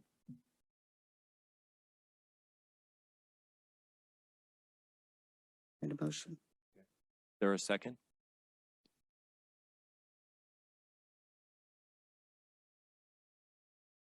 I'll second the motion since it's me. Call the roll, please. Councilmember Guerra, Yes. Mayor Robertson, Yes. Councilmember Mendoza Navarro. No. Councilmember Trujillo. No. Mayor Pro Tem Cho. No. Was there a motion to nominate someone else to represent the city council at the Senate committee hearing? Councilmember Trujillo to attend. Is there a second? I'll second it. Call the roll, please. Councilmember Mendoza Navarro. Mayor Pro Tem Cho. Yes. Councilmember Guerra. No. Councilmember Trujillo. Yes. Mayor Robertson. No. All right, good luck. Hopefully we'll bring back that finding of completion. It's been a long time. Thank you. With that, we'll move on to departmental reports. City manager? It's just a couple of really brief items. First, I would like to, it's my pleasure to announce to the council that we are conducting police chief interviews on Thursday. And we're looking forward to having those interviews, and hopefully we can select somebody from those candidates that are participating in that process. So we'll have an update to the council once a decision has been made on a candidate. And secondly, I would like to let the community know that Waste Management is proposing, well, not proposing, there is a CPI increase built into the franchise agreement, a consumer price index agreement that kicks in automatically every 1st of July to start the fiscal year. And the amount of that increase for our residents will be 3.53%. So as of July 1st, 2022, the residential rate will be $36.19, going up from $34.96. That's all I have, council. Thank you. And is this CPI applied annually per the contract with Waste Management? That's correct. And does the 3.5 seem fairly reasonable given the increase in interest rates, especially recently? Well, this would not have anything to do with interest rates necessarily. So the index that Waste Management uses is the CPI-U, U.S. Average Garbage and Trash Collection Index. So does a 3.5, just asking the question again, does it seem reasonable given the increase, the inflationary, let me restate, the inflationary pressures on the economy right now? It's 3.5 seem reasonable. I wouldn't know how to answer that, but that is what the index is that they're using. Okay. there's really not a lot of way around that because they can use that CPI per the contract, as I'm familiar with the contract. You're not asking for approval on this. Will this come to the council to approve? No, this eventually? is just an informational item, because this kicks in automatically per the franchise agreement. All right, thank you. All right. City Attorney? Yes, Mayor and Council. So just a reminder, the annual league conference is coming up September 7th through the 9th down in Long Beach. And so I'll be attending. I don't know if anyone else is going to attend. I think Councilmember Trio is going to attend. So yeah, just a reminder. For that. Deputy City Manager Rob Terry. Thank you, Mayor, members of the council. Two very quick items, both public works related. Wanted to let you know that the replacement light at Second and High Street now, even though all of the lights were functional, there was that one as of today is fully functional. So everything is back to 100% at that intersection there. And then the light at Thompson and Whitson, due to a shortage in PG&E system, fried some items in that. They're actually waiting for some electrical components to come in and to finish that one. They anticipate about a week before they're able to have that one back up to full 100% operation. Great, thank you for that. Okay. Finance, Emily? Thank you. And thanks for all of your reports tonight. You did a lot tonight. Really appreciate it. Fire Chief Peterson? Thank you, Mayor, members of council. Just a quick update. It's fireworks season again. Some of you have probably already begun to hear it. We did start some advertisement earlier this month, advertising the fines for illegal fireworks. This morning, a press release went out. And this evening, we started had some neighborhood awareness type door-to-door stuff. So we're taking that press release, we're handing it out in some target neighborhoods right now. And that will continue to evolve over the next week or so, where we have staff going out and presenting that press release door to door, basically. Try to get the word out, educate everybody so that they're well aware of what illegal fireworks are and the fine for doing them. Will it just be fire that goes out?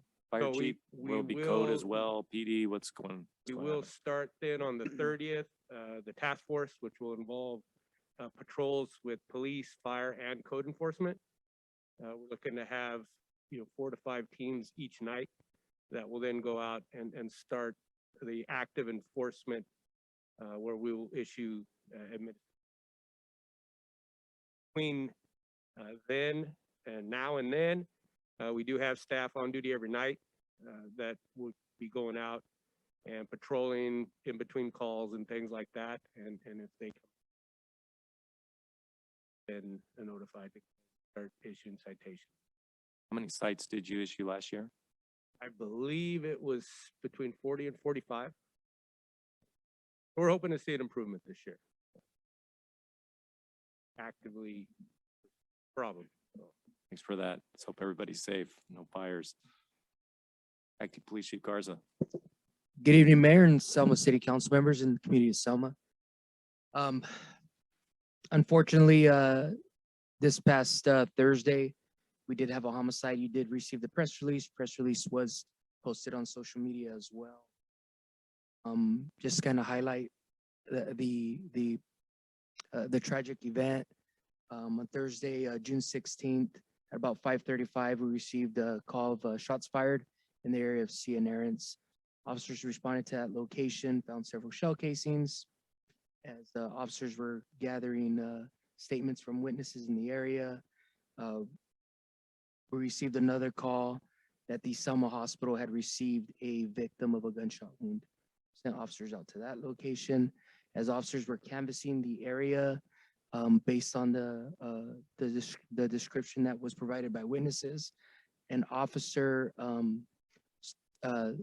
observed. Actually, it was one of our. That was actually one of our officers in the unmarked unit who observed the subject matching the description.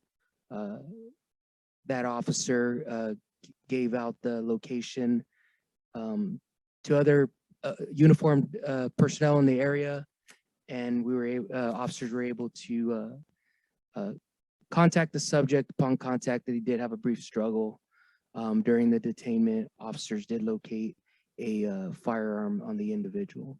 Just kind of tells you what kind of dangers officers can encounter. That being said, subject was identified as being involved in back up a little bit, the individual that was transported to the hospital unfortunately passed away due to the gunshot wounds. It was the same individual that was actually shot at in the area of Cianarans. The subject that we had detained was positively identified as being the subject involved. We're withholding his identity at this time just because you don't want to contaminate an investigation. There's a lot of times where individuals just want to put that name out there, and we understand that the public has a right to know and need to know. However, because of the totality of the circumstances, we want to make sure we dot all our I's and cross all our T's. I will add that there was another shooting prior to the shooting on Cianarans at Schaefer Park. I will get back to the city manager in regards to when that investigation is complete, I'll be able to provide more information. At this time, we're just kind of withholding that. Like I said, we don't want to contaminate the investigations. And also too, I just want to remind the council and the community that there is a assembly bill that was passed 1475 back in July of 2021, which law enforcement is only allowed to post mugshots, which is AKA booking photos of individuals who have been arrested for violent crimes only. Like I said, this law took place back in July of 2021. So if you don't see booking photos on our social media of individuals all the time, it's not because we're not arresting anybody, it's because we're not able to post those photos. But I will tell you, our officers have been really, really busy. They've been working hard. I can tell you about just 2 DUIs they got over the weekend. They they're dedicated at what they do, and they're doing their job. And just to kind of end on a positive note here, in regards to special events. Well, let me back up. I have some unfortunate news. AT&T has postponed the dispatch move to July 7th. We're supposed to move today, but the move was postponed due to a technicality with their team, had nothing to do with our team. We were ready to go. Sheriff's Department was on board to assist us, but unfortunately, things happen. Just a couple of events here coming up. We'll be hosting neighborhood watch booths at the following on June 25th at the Bringing Back Broken Neighborhoods to Life at Lincoln Park. There's an event at Pioneer Village on June 25th. There's another event at the Home Depot on July 2nd, which we will have our staff there to promote safety, neighborhood watch, and all that stuff. It's a great time for the police department to interact with the community to build that bridge between the community and the police department. And then finally on July 2nd, on August 2nd, we'll be hosting a national night out again, like we did last year at the police department here in this parking lot behind City Hall. Just wanted to put the invitation out there early so you can just put it in your calendar. We'd love to have all our council members and our community there. And then I'm a little bummed out, July 5th, we're not meeting. It complete 22 years on July 5th with the police department in Selma. I don't know how much longer I'm gonna be I'm here. changing my vote. After, after city manager appoints a chief, I'll go back to my office and keep doing what I do. But it's been a pleasure, and I have all the confidence in the world as city manager selecting someone to lead our police department. That's all I have, unless you have any questions. Do you have any questions? I do. In terms of the DUIs, you're reading my mind. 2 DUI arrests, good job. Did you see the poor innocent bystander or driver that was killed over the weekend in Fresno by a DUI by someone who was driving drunk on Father's Day? Someone's family is deprived from someone, deprived of their loved one because of a completely unnecessary death. Are we as we approach a holiday where there's, you know, a lot of celebration, and rightfully so, is there going to be a DUI checkpoint, or is there going to be more monitoring or more patrols to make sure that people are safe and sane on the road?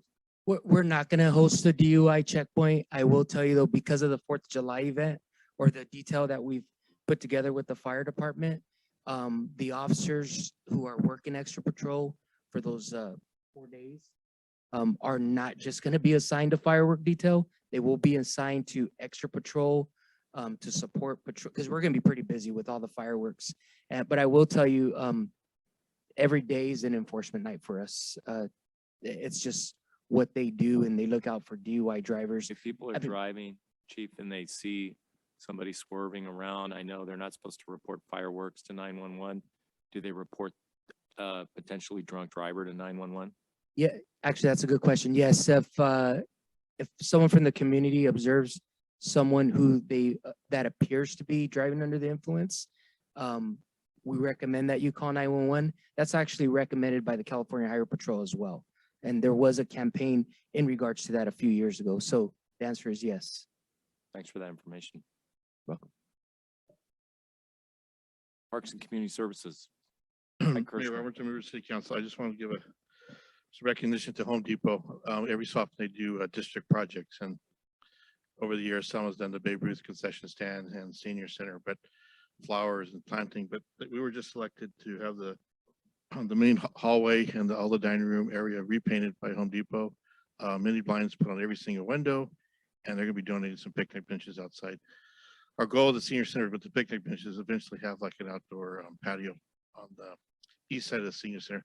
Seniors would love to go out there and have lunch sometime. So we're working our way to get that completed. But appreciation to Home Depot. It's going to be about a $1,600 contribution, plus all their volunteer time that their staff will do. Quick question on the, since we're talking about the budget tonight. I don't recall if the slide was included in the budget for Brentlinger to replace that slide. We're actually using our per capita funds from the state to replace brand new playground equipment. What's coming? Do we know about when? We're working on finalizing our grant deed with the state, and then once that grant deed's done, then going out. Maybe next month? I would say, let me just say, probably about a month or two. Right now, it's taking about 8 weeks to get the grant deed. People are already asking us since it's summer when they're going to the parks more frequently now. When's that slide going to be open? But yeah, but we're going to get brand new playground equipment there. So. Couple months? Okay, thank you. That will bring it back to City Council. Thanks for everybody's report. Councilmember Mendoza Navarro. But I just wanted to say thank you to all staff, especially job on the budget. So. Councilmember Trujillo. Yeah, first of all, I want to thank all the staff. It was a really good presentation on the finance part. And I attended, of course, I attended my father-in-law's funeral. I thank everybody for all the support. I want to thank the fire department again. You guys did a great job. Everybody's been really helpful. And I thank all the community because I did get a lot of unusual calls and texts from people I didn't get. So I want to just thank you guys that are watching. Attended the Pioneer Village Chamber Mixer. It was great.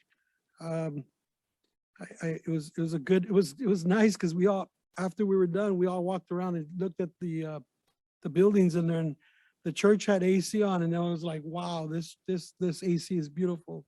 But it was, we walked around there, so it was nice. Also, I attended the Selma Unified Conversation meeting, and they're going to start having a lot more of these. And I really, really want people that are listening, I really want you guys to participate. It's really important. A lot of information. They're stepping up their game, so it's really notable.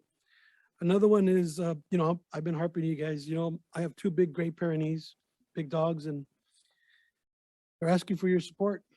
This weekend was a hard weekend, and my dogs are big, and when they're scared. And you guys, I really, really would love for all the community to understand the importance of how it affects the animals, these illegal fireworks, and So I thank you guys for going out there and doing what you got to do, because these little guys, they don't have anybody representing them, and you guys are out there. So on top of that, thank you. Councilmember Guerra. Okay, I too want to just thank entire staff and tell you what a great job you guys are all doing. And I know, being short-staffed, it takes toll. So I want to say thank you to everybody. Also, happy belated Father's Day to every father that's here. I hope you guys all had a relaxing, great day. And then, well, we won't be here for the July 5th, but I wish everybody to have a happy 4th, a safe 4th, and just enjoy family, friends, and whatever you do. Mayor Pro Tem. Yes, Hillary, thank you, staff. You guys did a great job. Kept us pretty busy tonight. Thanks. I did, like I say, I helped serve the seniors, class of 2022, their breakfast on the 8th. The fire department, police department is there, and then all the golden old grads were there also. I did go to the chamber mixer that was hosted by Pioneer Village. That was fun. The next one will be hosted by Selma Auto Mall, will be July 20th. Everybody's welcome. The next big project we're working on is July 3rd, which is hosted by Chamber and City of Selma and Parks and Recreation. Usually there's 10 different vendors out there from the nonprofit organization that's selling food and drinks. And that should be a very fun evening. So have a very safe 4th, and we'll be out there on the 3rd at the stadium. Hope to see you guys there. Thank you. A question for the acting police chief. Does PD go first to traffic accidents, possibly involving bodily injury? So for the ones that PD will go out on, that where there is bodily injury, does PD go first? Or does fire go first? I can answer that, Mr. Mayor. Typically, it's in conjunction with one another. I'm able to actually monitor PD. So a lot of times it depends on where the 911 call is transferred to, whether it's transferred to PD or to EMS first. But typically, it's within 30 seconds to a minute that if PD gets the call first, they immediately transfer it to our dispatch, and we're getting the call right afterwards.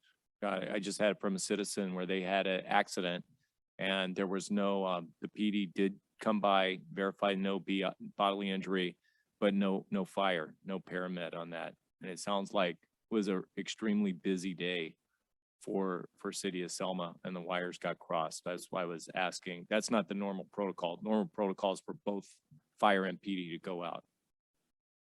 But typically, it would depend on how the 911 taker takes the call. So the 911 taker takes a call, and if they're told it's non-injury or something like that, and then it might just be PD that goes. That's what could have happened. Could have been the call. It could have been, or PD can get there first and determine that it's non-injury and cancel fire and police. Are they bilingual? There could have been a language issue here. Is 911 bilingual? Might there have been a language Absolutely, issue? they are. They are. They're They're not 911 unless they're bilingual. Correct. They have That could be numerous that. ways of translation and things. I thank you for that. I'll get back to the citizen on that. I want to say a special thank you to all the staff. This was a long night, and I want to say thank you to our special projects director. It was a lot that you had to put on your shoulders. I know I want to thank all of staff because you're doing the work of a lot of folks, and hopefully we'll get people that come back and want to be a part of Selma. I want to say a special thank you to the Deputy City Manager, Rob Terry, for helping out with a pool review process. That was pretty thorny, getting a lot of calls from citizen on that, and you handled that really well, and I appreciate that. Appreciate you doing that. I want to say happy Juneteenth to everybody. It's Juneteenth today. As Martin Luther King said, freedom is never voluntarily given by the oppressor. It must be demanded by the oppressed. And then finally, in terms of the animals, I completely agree. For years before I was forced out at the animal shelter, I would go on the 3rd, every 3rd I would go and take care of the dogs at the shelter who were scared witless by these fireworks, and some dogs are more scared than others. But if you've got dogs or pets or animals, make sure that, you keep them inside and you take care of them at night, because it can really scare them. So that's important to do that. And I want to wish everybody a safe and happy Independence Day as well. That will bring it back. Does anybody have anything they'd like to say to end the evening? Do we have anybody on Zoom or on the phone? Come up, sir.